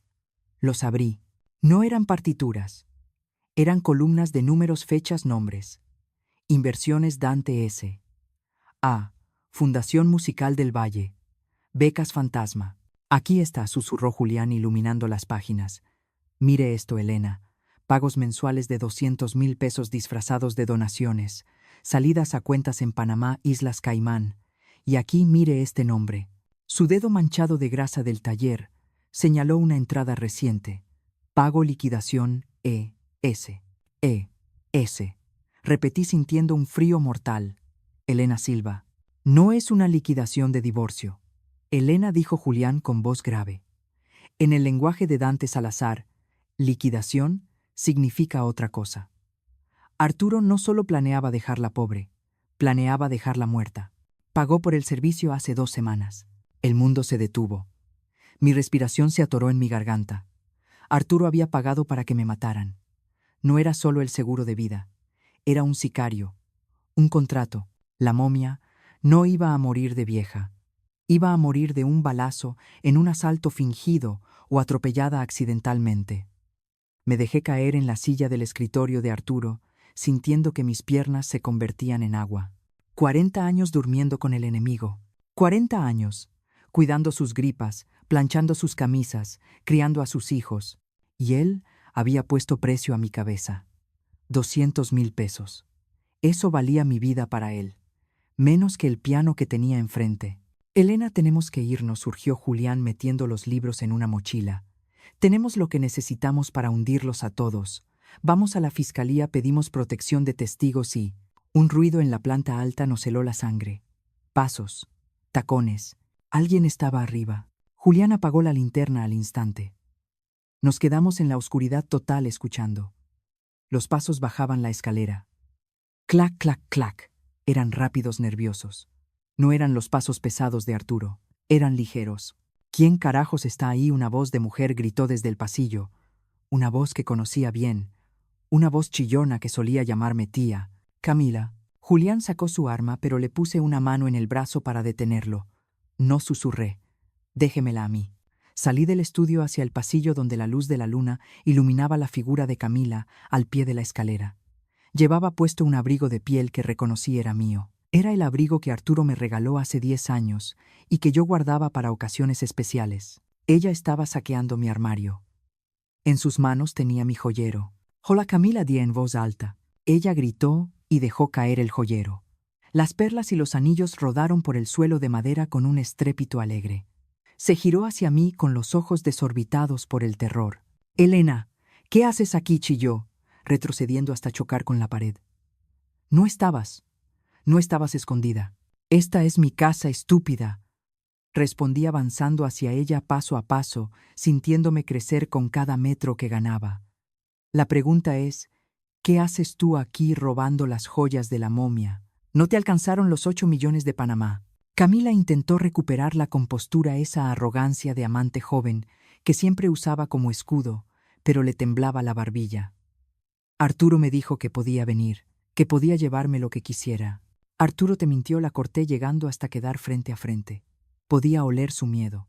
Olía a sudor y a perfume caro echado a perder. Arturo está en una notaría firmando papeles que no sirven para nada, tratando de salvar su pellejo. Y tú estás aquí robando sobras porque sabes que el barco se hunde. ¿Verdad? Tú no sabes nada, vieja bruja, escupió ella, intentando empujarme. La abofeteé.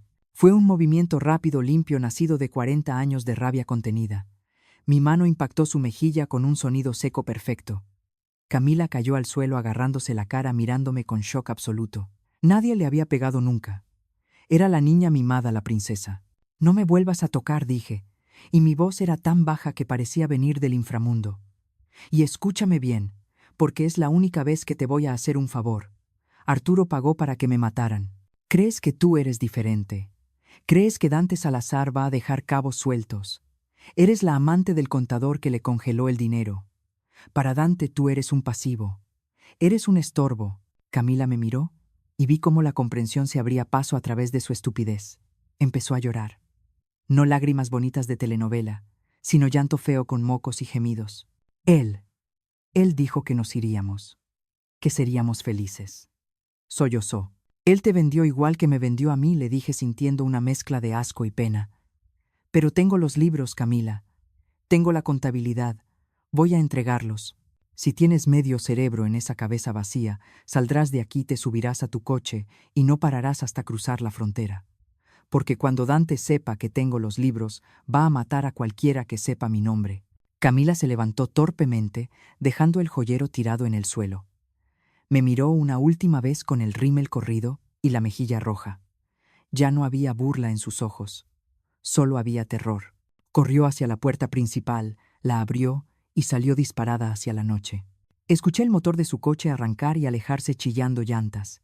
Eso fue impresionante, dijo Julián saliendo de las sombras del estudio con la mochila al hombro. Pero acaba de cometer un error, Elena. La dejó ir. Ella va a llamar a Arturo, o peor a su papá si es que tiene contacto con los de arriba. Que llame a quien quiera, respondí agachándome para recoger un collar de perlas que mi madre me dio el día de mi boda. Lo guardé en mi bolsillo. Necesitaba que se fuera para que dejara de estorbar, y necesitaba que supiera que Arturo la traicionó. Una amante despechada es más peligrosa para Arturo que cualquier fiscal. Tenemos que irnos, insistió Julián mirando por la ventana. Ese coche que se fue va a llamar la atención. Y si Arturo ya salió de la notaría y se dio cuenta de que usted no llegó, en ese momento las luces de unos faros barrieron la sala a través de las cortinas. Un auto se detuvo afuera, luego otro. Escuchamos portazos. No eran portazos de un sedán viejo ni de un coche de lujo. Eran portazos pesados. Camionetas. Julián se asomó por una rendija de la cortina y soltó una maldición. «Mierda, no es Arturo. Son 3 camionetas Suburban negras, hombres armados». Se giró hacia mí pálido. Dante Salazar está aquí. Camila debió avisarle o nos rastrearon el celular. Elena, estamos atrapados. El pánico intentó subir por mi garganta, pero lo tragué. Miré a mi alrededor. La casa, mi prisión. Y ahora mi tumba, no dije agarrando un candelabro de bronce pesado de la mesa de entrada.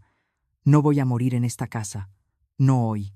¿Tiene una salida trasera?, preguntó Julián sacando el seguro de su arma. El jardín.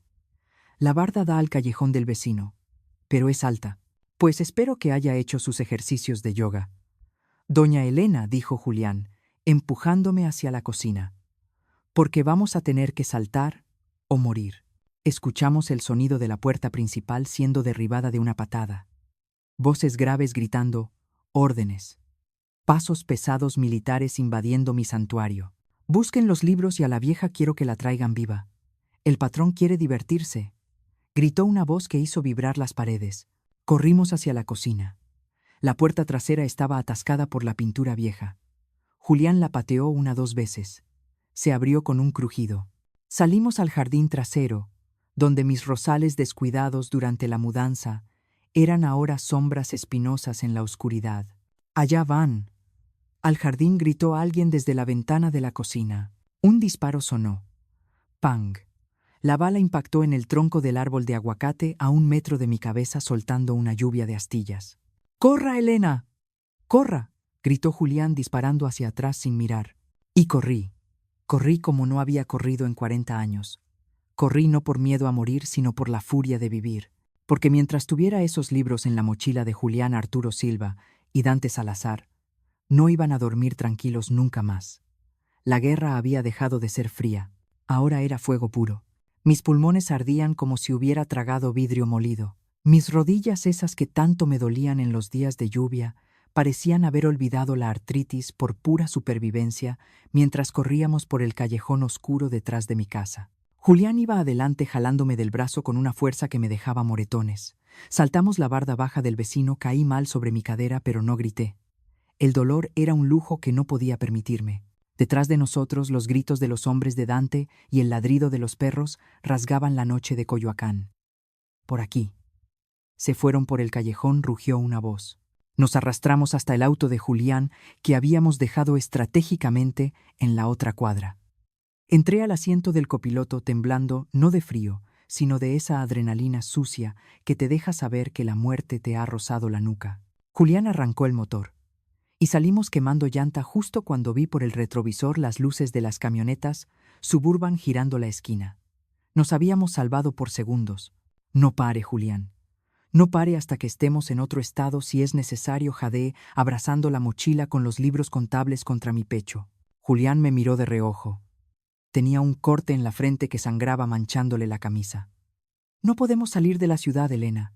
Tienen gente en las casetas. Dante controla las salidas. Si nos ven en la carretera somos tiro al blanco. Entonces, ¿qué hacemos? ¿Esperar a que nos casen como ratas?, le espeté. La ira empezaba a reemplazar al miedo. Usted sabía que vendrían, ¿verdad? Sabía que era una misión suicida. Sabía que era necesario, respondió él seco. Y deje de quejarse. Está viva. Más viva que en los últimos 40 años durmiendo con ese parásito de Arturo. Ese comentario me cayó la boca. Tenía razón. A pesar del terror, a pesar de que me sentía como una criminal, nunca me había sentido tan despierta. Arturo me había convertido en una sonámbula, en una enfermera de sus caprichos. Ahora, con una pistola en la guantera y la evidencia de un imperio criminal en mi regazo, la momia estaba inyectada de vida. Llegamos a un motel de paso en Tlalpan, de esos, con luces de neón parpadeantes y sábanas que huelen a cloro y vergüenza. «Aquí no hacen preguntas», dijo Julián, mientras pagaba en efectivo a un recepcionista que ni siquiera nos miró a la cara. Entramos a la habitación. Era pequeña, húmeda, con un espejo en el techo que reflejaba nuestra miseria. Julián cerró las cortinas y se sentó en la orilla de la cama, sacando su arma para limpiarla. Yo me quedé parada abrazando la mochila. «Julián», dije, y mi voz sonó dura en el silencio de la habitación. «Arturo me vendió. Camila me traicionó. Pero usted también me está ocultando algo. Nadie arriesga el pellejo por una desconocida solo por bondad, y menos contra alguien como Dante Salazar». Me acerqué a él. «¿Quién es usted realmente? Y no me diga que es solo el antiguo dueño del departamento». Julián dejó el arma sobre la colcha barata. Se pasó las manos por la cara embarrando la sangre de su herida. Suspiró un sonido profundo y doloroso que parecía venir de un lugar muy roto. «Tiene razón, Elena. No lo hice por usted. Lo hice por ellos». Sacó su cartera y extrajo una foto vieja gastada por el tiempo. Me la tendió. En la imagen se veía a una mujer joven hermosa y a un niño de unos 6 años sonriendo frente a un pastel de cumpleaños. «Mi esposa Sofía. Y mi hijo Mateo», dijo, y su voz se quebró. «Murieron hace 15 años. Un accidente automovilístico. Un camión sin frenos embistió su coche en la carretera a Cuernavaca». Me miró a los ojos y vi un abismo de odio negro y puro. El camión era de una empresa fantasma de Dante. Fue un mensaje para mí, porque yo era el contador de Dante antes de Arturo. Yo era el que llevaba esos libros que usted tiene ahí. Sentí que el suelo se abría bajo mis pies. ¿Usted trabajaba para él? Yo era su hermano. Elena soltó la bomba. El silencio que siguió fue ensordecedor. Retrocedí chocando contra la cómoda. Su hermano, medio hermano, bastardo si prefiere. Crecimos juntos, pero él siempre quiso más. Cuando intenté salirme del negocio, cuando le dije que ya no quería lavar su dinero sucio, él mató a mi familia. Me dejó vivo para que sufriera, para que supiera quién mandaba. Me cambié el nombre, me escondí, esperé. Compré ese departamento en la del Valle para vigilarlo de lejos, y cuando Arturo apareció buscando comprarlo, supe que era mi oportunidad. Sabía que Arturo era su nuevo contador. Sabía que Dante lo estaba usando. Y lo usé a usted, Elena. Necesitaba a alguien adentro. Alguien con rabia.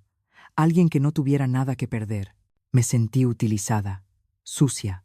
Otra vez. Primero Arturo, luego Camila y ahora Julián. Todos me veían como una pieza de ajedrez, un peón sacrificable en sus guerras de poder. Me usó, susurré sintiendo la bilis subir por mi garganta. Me puso en la mira de un asesino para su venganza personal. Usted es igual que ellos. Igual de maldito. «Sí», gritó Julián levantándose de golpe. «Soy igual. Para matar a un monstruo tienes que convertirte en uno. Pero mírese, Elena. Mírese en ese espejo», señaló mi reflejo. «Usted ya no es la víctima. Tiene los libros. Tiene el poder. Arturo está acabado. Dante está asustado, porque sabe que tenemos su contabilidad. Usted puede odiarme todo lo que quiera, pero soy el único que la puede mantener viva esta noche. Quería abofetearlo. Quería gritarle que se fuera al infierno junto con su hermano. Pero antes de que pudiera responder mi celular sonó. No era Arturo. No era un número desconocido. En la pantalla apareció un nombre que me heló la sangre por casa. Mi propia casa. La casa de la que acabábamos de huir. Alguien estaba ahí usando mi teléfono fijo. Alguien que sabía que yo contestaría. Miré a Julián. Él asintió lentamente indicándome que respondiera y pusiera el altavoz. Mis dedos temblaban tanto que casi se me cae el teléfono. Bueno, buenas noches, doña Elena. La voz era suave, casi aterciopelada, educada, pero tenía un tono metálico inhumano. Era la voz de alguien que ordena ejecuciones mientras toma café. Lamento mucho el desorden que mis muchachos hicieron en su jardín. Es una lástima con lo bonitos que tenía sus rosales. Dante Salazar. ¿Qué quiere? Pregunté, tratando de que mi voz no sonara como la de una anciana aterrorizada. Quiero lo que es mío, Elena. Se llevó algo que no le pertenece. Unos libros muy aburridos, puros números. No le sirven de nada a una enfermera retirada. Pero para mí tienen valor sentimental. Esos libros son mi seguro de vida, repliqué, sorprendiéndome de mi propia audacia. Si me pasa algo, si veo una sola camioneta negra cerca de mí, esos libros llegan a la fiscalía, a la prensa y a la DEA en 5 minutos. Dante soltó una risa suave, escalofriante. Veo que mi hermano Alberto, o Julián como se hace llamar ahora, la ha instruido bien. Saludos a la oveja negra de la familia, por cierto. Hubo una pausa y el tono de Dante cambió. Se volvió gélido. Pero Elena, usted está cometiendo un error de cálculo. Cree que tiene la ventaja. Cree que puede negociar. Pero se olvida de que yo no negocio con ladrones. Y mucho menos con la mujer que se atrevió a abofetear a mi hija. El mundo se detuvo. Mi hija, ¿qué balbucé? Camila, dijo Dante disfrutando cada sílaba. Camila no es solo la amante de su marido estúpido. Es mi hija Elena. Sangre de mi sangre. Arturo pensó que era muy listo seduciendo a una chica joven, sin saber que yo se la puse en el camino para vigilarlo. Pero usted la golpeó, la humilló. Y eso, doña Elena, eso es personal. Miré a Julián. Estaba pálido. Él no sabía eso. Nadie lo sabía. Arturo había estado durmiendo con la hija del diablo sin saberlo, y yo la había golpeado. Así que aquí está el trato, continuó Dante. Usted me devuelve los libros en 1 hora, los deja en el lugar que yo le diga. Y a cambio no mato a Mariana. El nombre de mi hija salió de su boca como una sentencia de muerte. No se atreva a tocarla, grité perdiendo el control. Ella no tiene nada que ver. Tiene todo que ver. Es su hija. Y vive en la colonia Narvarte, ¿verdad? Piso 4. Tiene 2 hijos preciosos. Sería una pena que tuvieran un accidente como el de la esposa de Julián. El tráfico en esta ciudad es tan peligroso. Es un monstruo. Solo sé. Tic-tac, Elena. Tiene 1 hora. O me da los libros o mañana sus nietos crecen huérfanos. La línea se cortó. Dejé caer el teléfono sobre la cama. Me sentía vacía, hueca. Había pensado que tenía el control, pero Dante siempre iba 3 pasos adelante. Sabía dónde vivía mi hija. Sabía todo. Julián me miró con el rostro tenso. Es un blofeo, Elena. Si le entrega los libros la mata a usted y a su hija de todos modos. No puede dejar testigos. ¿Y qué quiere que haga?, le grité con lágrimas de rabia corriendo por mi cara. Que deje que mate a Mariana. Usted sacrificó a su familia por su orgullo, pero yo no voy a sacrificar a la mía. Yo no lo sacrifiqué. Me los arrebataron, rugió Julián agarrándome por los hombros y sacudiéndome. Y si usted cede ahora, Mariana está muerta. Entiéndalo. La única forma de salvarla es destruyéndolo a él antes de que él dé la orden. ¿Cómo?, pregunté desesperada. ¿Cómo destruimos a un hombre que lo ve todo? Julián me soltó y caminó hacia la ventana mirando a través de una rendija de la cortina. Dante cometió un error. El ego. Le dijo que fuera a un lugar a entregar los libros. Eso significa que él va a estar ahí o alguien de mucha confianza. Quiere verla humillada. Quiere disfrutar su victoria. Julián se giró hacia mí y vi en sus ojos el mismo fuego que había visto en el espejo cuando decidí vengarme de Arturo. pero ahora era más oscuro, más letal. Vamos a ir a esa cita, Elena, pero no vamos a entregar los libros. ¿Qué vamos a hacer? Pregunté secándome las lágrimas con el dorso de la mano. Vamos a hacer lo que Arturo nunca tuvo los pantalones de hacer. Vamos a dejar de jugar a la defensiva. Julián tomó su arma y me la puso en la mano. El metal estaba frío pesado. Usted dijo que quería prenderle fuego a todo. Pues bien, doña Elena, traiga los cerillos. Porque esta noche, Dante Salazar va a arder. Miré el arma en mi mano. Era fea, letal, un instrumento de muerte. Pero al pensar en Mariana, en mis nietos y en la sonrisa burlona de Dante, el arma dejó de pesar. Se sintió como una extensión de mi brazo. La momia había muerto en esa casa de Coyoacán. La mujer que estaba en ese cuarto de motel cargando una pistola y un odio de 40 años no tenía nombre. Pero tenía una misión. Llámelo, le dije a Julián con una voz que era puro hielo. Dígale que aceptamos. Dígale que nos vemos en el infierno. El lugar que Dante había elegido para nuestro encuentro no podía ser más apropiado, una torre de departamentos de lujo en obra negra al sur de la ciudad. Un esqueleto de concreto y varillas oxidadas que se alzaba hacia el cielo nocturno como un monumento a la codicia inconclusa. Julián detuvo el auto a una cuadra de distancia, oculto entre las sombras de unos árboles viejos. El silencio era absoluto, roto, solo por el ladrido lejano de los perros callejeros que parecían oler la sangre que estaba a punto de derramarse. Mi corazón golpeaba contra mis costillas con la fuerza de un martillo neumático, pero mis manos aferradas a la mochila con los libros contables estaban extrañamente firmes. Ya no había vuelta atrás. Habíamos cruzado el Rubicón y en la otra orilla solo nos esperaba la libertad o la muerte. Miré a Julián. Su rostro estaba tenso, bañado por la luz pálida de la luna, y en sus ojos vi el reflejo de un hombre que lleva 20 años esperando este momento. No me dijo nada. No hacía falta. Ambos sabíamos que esa noche uno de los hermanos Andrade no saldría vivo de ahí.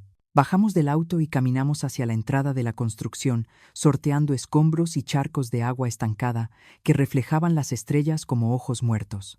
El viento soplaba frío entre las vigas desnudas, produciendo un silbido fantasmagórico que me erizó la piel. «Recuerde», Elena susurró Julián sacando el seguro de su arma. «No entregue la mochila hasta que vea a Mariana. Si Dante siente que ya tiene lo que quiere, nos mata a todos». Asentí tragando saliva. Mariana. Migia. La imagen de su rostro sonriente se superpuso a la oscuridad del lugar, dándome la fuerza que necesitaba para no colapsar. No era solo mi vida la que estaba en juego, era el futuro de mi sangre. Y por mi sangre yo era capaz de convertirme en la bestia que Dante Salazar jamás imaginó enfrentar. Entramos al vestíbulo principal, un espacio cavernoso iluminado por un solo reflector de obra que proyectaba sombras alargadas y grotescas. Y ahí estaban, en el centro del espacio, sentados en sillas plegables como espectadores de una obra macabra, estaban Arturo y Camila, pero ya no eran la pareja arrogante y triunfadora de los videos. Arturo estaba golpeado con el labio partido y la camisa de seda desgarrada, luciendo más pequeño y patético que nunca. Camila lloraba en silencio con el maquillaje corrido, convirtiendo su rostro en una máscara de terror, temblando bajo el abrigo de piel que me había robado. Y detrás de ellos, de pie impecable en un traje negro que parecía absorber la luz, estaba Dante Salazar. «Bienvenidos a mi humilde morada», dijo Dante abriendo los brazos, con una teatralidad que me revolvió el estómago. Su voz resonó en el concreto desnudo, amplificada por el vacío. «Doña Elena, qué gusto verla en persona. Debo decir que tiene más agallas de las que Arturo me describió. Él me dijo que usted era una vaca mansa buena solo para cocinar y quejarse». Dante caminó lentamente hacia Arturo y le dio una palmada en la cabeza como quien acaricia a un perro sarnoso. «Pero resulta que la vaca tiene cuernos. ¿Verdad, Arturo? Mírenlo, el gran maestro de música, el seductor, ahora no es más que un bulto de miedo que se orinó en los pantalones cuando mis muchachos lo subieron a la camioneta». Arturo sollozó un sonido húmedo y vergonzoso. «Dante, por favor, yo hice todo lo que pediste. Yo te traje a Camila». «Cállate», rugió Dante, y la sonrisa desapareció de su rostro. Le dio una patada a la silla de Arturo, haciéndolo caer al suelo polvoriento. «Hiciste todo mal. Dejaste que tu esposa te congelara las cuentas. Dejaste que mi hermano rata se metiera en mi negocio. Eres un inútil, Arturo, un parásito. Y los parásitos se aplastan. Ver a mi esposo, al hombre con el que compartí 40 años, arrastrándose en el suelo a los pies de un criminal, debería haberme provocado lástima. Pero no sentí nada, ni pena, ni amor, ni siquiera odio. Solo sentí un vacío inmenso, la confirmación final de que el hombre del que me enamoré nunca existió. Solo había sido una carcasa vacía, llena de ambición podrida. Di un paso adelante levantando la mochila para que Dante la viera. «Aquí están tus libros, Dante», dije, mi voz sonando fuerte y clara, sorprendiéndome a mí misma. «Toda tu contabilidad. Los nombres de los políticos que compraste, las cuentas en Caimán, los registros de tus empresas fantasma, todo». Dante se giró hacia mí, sus ojos brillando con codicia. «Dámelos, Elena, y tal vez, solo tal vez, te deje ir a casa a rezar un rosario». «¿Dónde está mi hija?», exigí, aferrando la mochila contra mi pecho. «Dijiste que si venía dejabas en paz a Mariana». Dante soltó una risa seca. «Ah, la maternal Elena. No se preocupe. Su hija está bien. Por ahora. Mis hombres están estacionados afuera de su edificio en la Narvarte esperando mi llamada. Una palabra mía, y entran. Así que deje de jugar a la heroína y lánceme esa mochila. Primero llámelos». Intervino Julián, saliendo de las sombras con el arma apuntando al pecho de Dante. «Llámelos y dígales que se retiren. Quiero escuchar la llamada en altavoz». Dante miró a Julián, y por primera vez vi una grieta en su máscara de control. No era miedo, era odio puro, odio fraternal. Caín mirando a Abel. Hermanito escupió la palabra como si fuera veneno. «Sabía que estabas detrás de esto. Siempre fuiste una cucaracha difícil de matar. Debería haberte rematado yo mismo hace 15 años, en lugar de confiar en mecánicos incompetentes. Deberías haberlo hecho». Dante, respondió Julián con la voz temblando de furia contenida, «porque ahora la cucaracha vino a cobrar la factura, por Sofía, por Mateo, por cada vida que destruiste para construir tus torres de papel». «¿Cobrar?». Dante se rió negando con la cabeza. Chasqueó los dedos y de las sombras de las columnas salieron 4 hombres armados con rifles de asalto. Nos rodearon en segundos. El sonido de los cerrojos cargándose llenó el espacio. «Tú no vienes a cobrar nada, Julián. Vienes a morir. Y esta vez me voy a asegurar de ver tu cadáver antes de irme a cenar». Estábamos rodeados, 4 contra 2, y nosotros solo teníamos pistolas. Sentí el pánico subir por mi garganta, pero miré a Arturo en el suelo. Él me miraba. Sus ojos estaban llenos de lágrimas y de algo más súplica. «Elena», murmuró, «dáselos. Por favor. Nos va a matar». «Cállate, cobarde», le grité, y mi grito hizo eco en la estructura vacía. «Tú nos metiste en esto. Tú y tu maldita codicia. Si morimos hoy es por tu culpa». Me giré hacia Dante levantando la barbilla. «No te voy a dar nada, Dante, porque sé que nos vas a matar de todos modos. Así que hazlo. Mátame. Pero te juro que estos libros se van conmigo al infierno o se quedan aquí para que la policía los encuentre sobre mi cadáver». Saqué un encendedor de mi bolsillo. Lo encendí y lo acerqué a la mochila que estaba empapada en gasolina. Julián y yo lo habíamos preparado en el auto. Si no podíamos ganar, íbamos a quemar su imperio. «No», gritó Dante, dando un paso adelante, el pánico real finalmente asomando en su rostro. «Estás loca, vieja bruja. Si quemas esos libros no tienes con qué negociar». «Yo no negocio con el diablo», respondí acercando la llama a la tela. «Yo lo exorcizo». El tiempo pareció detenerse. El fuego bailaba a milímetros de la evidencia que podía destruir a Dante. Sus hombres dudaban mirando a su jefe, esperando la orden de disparar. Y en ese instante de tensión insoportable, el sonido de sirenas rompió la noche, no una ni dos. Decenas. Sirenas de patrullas, sirenas de la Marina. El ruido se acercaba rápido, envolviendo el edificio como una red. Julián sonrió, una sonrisa salvaje y triunfante. «Ese es mi plan B», Dante dijo. «No vinimos solos. Envié copia de los libros digitales a la Fiscalía General y a la DEA hace media hora. Les dije dónde estábamos. Les dije que el gran Dante Salazar estaba aquí con toda su corte». La cara de Dante se descompuso. Se volvió púrpura de ira. Se dio cuenta de que estaba acabado. Ya no había salida. Y un animal acorralado ataca con todo lo que tiene. «Mátenlos», aulló Dante, sacando una pistola dorada de su saco. «Mátenlos a todos». El infierno se desató. Julián me empujó detrás de una columna de concreto justo cuando las balas empezaron a volar, arrancando pedazos de cemento sobre mi cabeza. El ruido era ensordecedor. Me cubrí los oídos gritando mientras Julián devolvía el fuego. Vi a Camila arrastrarse por el suelo chillando, tratando de esconderse bajo una mesa de trabajo. Vi a los hombres de Dante caer uno por uno, abatidos por la precisión de Julián, o por el fuego que empezaba a llegar desde la entrada, donde los agentes federales irrumpían con escudos tácticos. Pero Dante no disparaba a la policía. Dante, en su locura final, buscaba culpables. Buscaba a quien lo había traicionado, y sus ojos inyectados en sangre se posaron en Arturo, que seguía tirado en el suelo paralizado por el terror. «Tú», gritó Dante apuntando a Arturo. «Tú me trajiste esta plaga, inútil». «No», Dante no, suplicó Arturo levantando las manos. «Bang». El disparo sonó diferente a los demás. Seco, definitivo. Vi el cuerpo de Arturo sacudirse violentamente. La bala le dio en el estómago. Cayó hacia atrás, con una expresión de sorpresa absoluta en el rostro, llevándose las manos a la herida de donde brotaba sangre oscura a borbotones. «Arturo», grité, un reflejo condicionado de 40 años, tratando de salir de mi escondite. «No salga». Elena, me detuvo Julián agarrándome del brazo.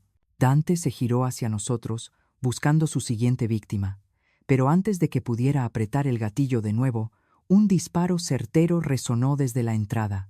«Un francotirador de la Marina».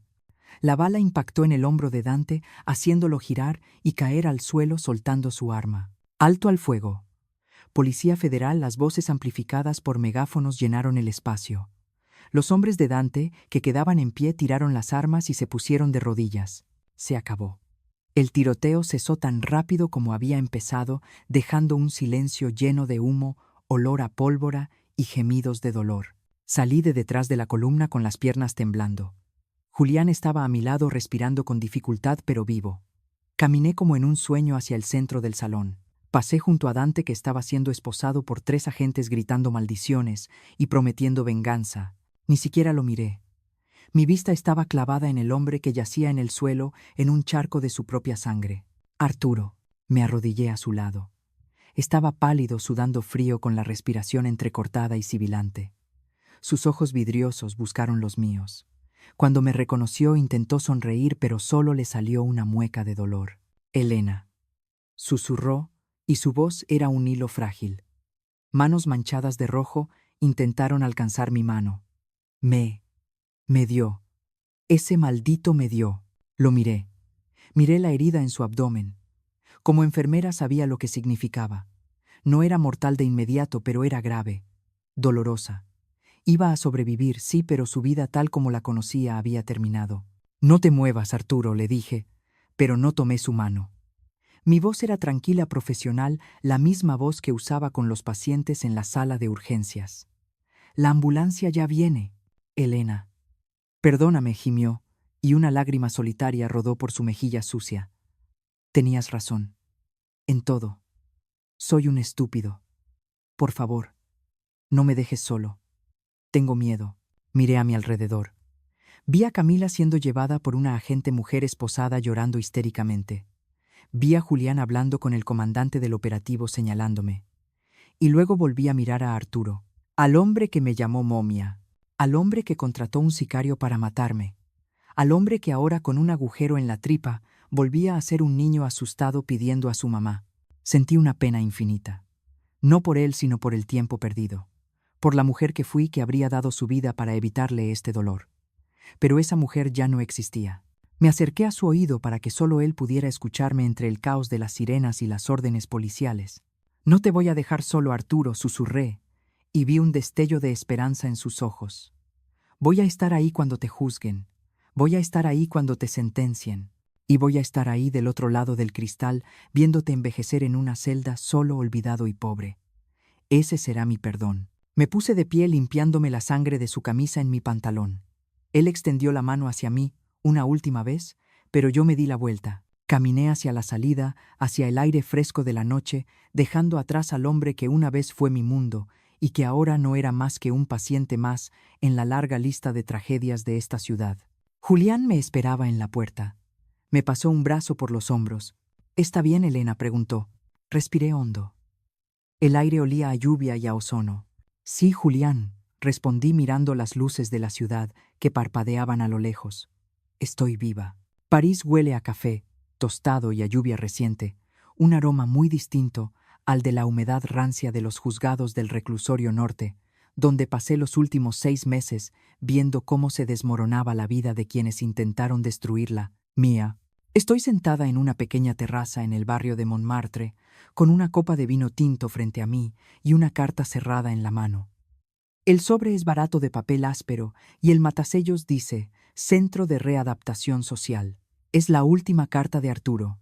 Llegó ayer, pero no he tenido el valor o quizás el interés de abrirla hasta ahora. A mi lado Julián lee el periódico con esa tranquilidad estoica que solo tienen los hombres que han regresado del infierno. Me mira por encima de sus lentes y señala el sobre con la barbilla. ¿Lo vas a leer? ¿O lo vas a usar de posavasos? Pregunta, con esa ironía seca que se ha vuelto mi lenguaje favorito. Todavía no lo decido, respondo girando el sobre entre mis dedos. Tengo miedo de que si lo abro salga un poco de su miseria y me manche el mantel. Ha pasado 1 año desde la noche del tiroteo. 1 año desde que la momia dejó de ser un cadáver vendado para convertirse en la mujer que soy ahora. El juicio fue un espectáculo grotesco, digno de las peores telenovelas. Ver a Arturo en el banquillo de los acusados, sin su tinte de cabello, sin sus trajes italianos, reducido a un anciano tembloroso que balbuceaba excusas ante el juez. Fue una experiencia que osciló entre la satisfacción y la lástima. El gran maestro Arturo, el hombre que se creía un genio financiero, terminó llorando como un niño cuando el fiscal reprodujo las grabaciones donde se burlaba de mí. Ella huele a viejo, se escuchó en la sala con mi voz y la de él resonando en las paredes. Recuerdo que me miró en ese momento buscando compasión, buscando a la enfermera que siempre lo curaba. Pero yo solo le sostuve la mirada y me toqué la nariz como si percibiera un mal olor. Ahora, el que apesta a mierda eres tú, mi amor. Pensé y vi cómo esa frase no dicha se clavaba en su orgullo más profundo que cualquier sentencia. Dante Salazar no tuvo tanta suerte, o tal vez tuvo demasiada. Fue extraditado a Estados Unidos 3 semanas después de su arresto.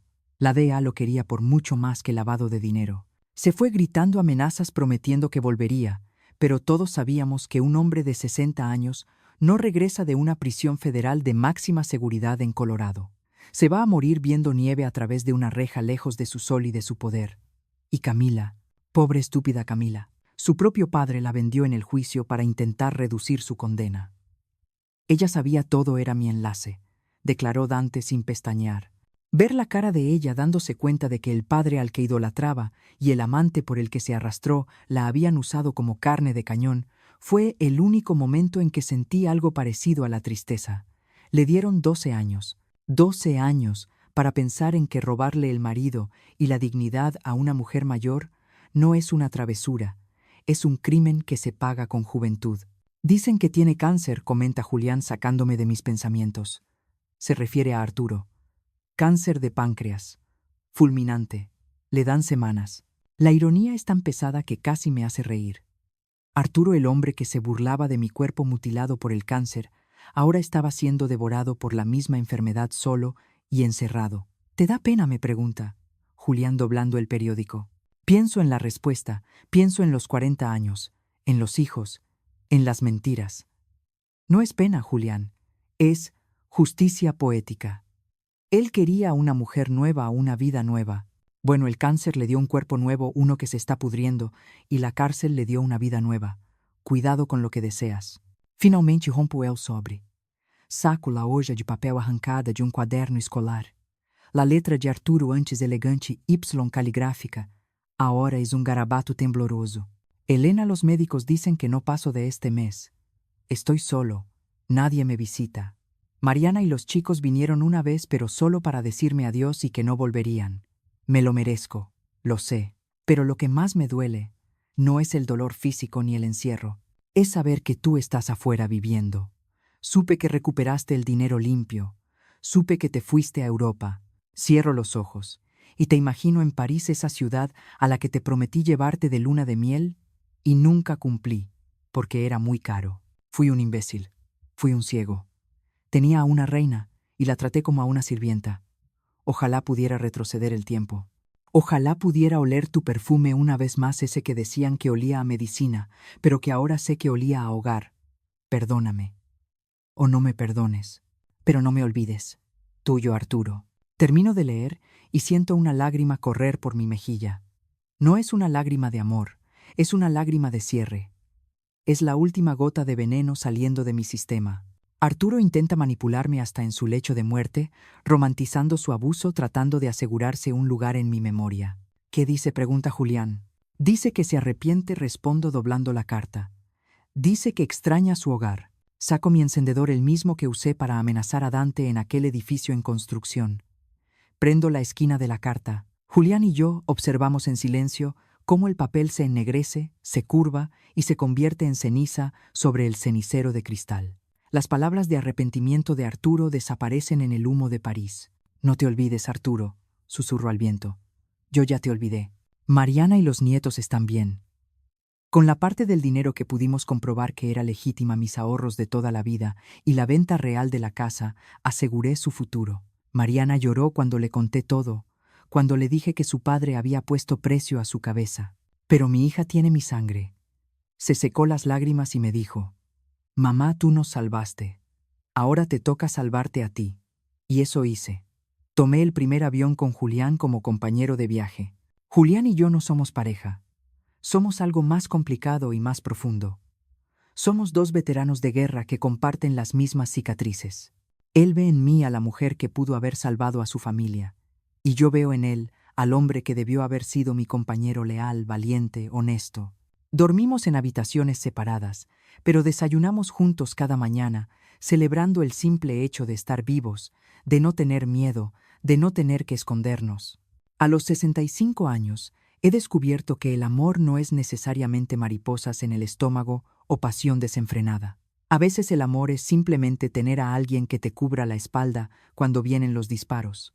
Me levanto de la mesa y camino hacia el barandal de la terraza.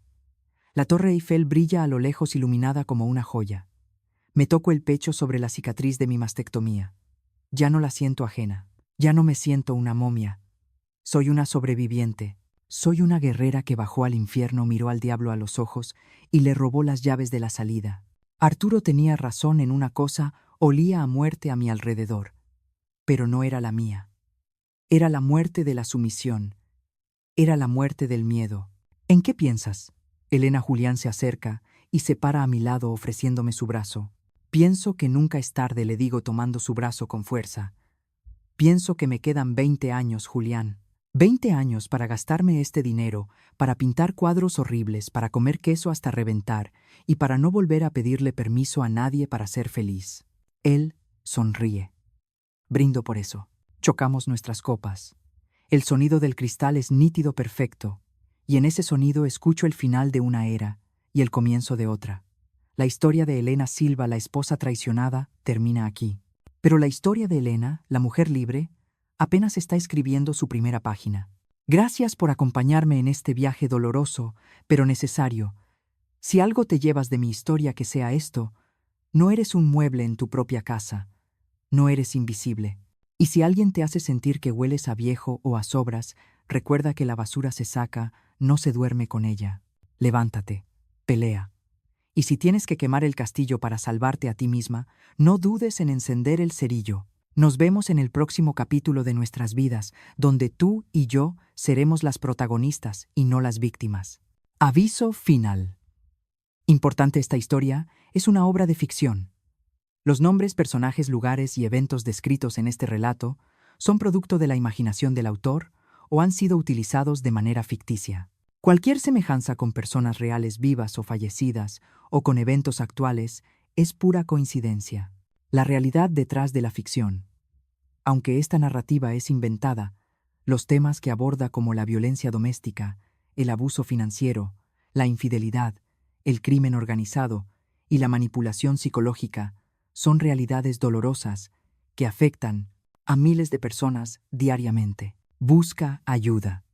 Si tú o alguien que conoces se encuentra en una situación de peligro, abuso o violencia, no estás sola. O no intentes enfrentar situaciones de alto riesgo por tu cuenta, como lo hicieron los personajes de esta historia. La justicia por mano propia es peligrosa e ilegal. Por favor, contacta a las autoridades locales, busca líneas de ayuda nacionales en tu país o acércate a organizaciones especializadas en violencia de género y protección familiar. Romper el silencio es el primer paso hacia la libertad.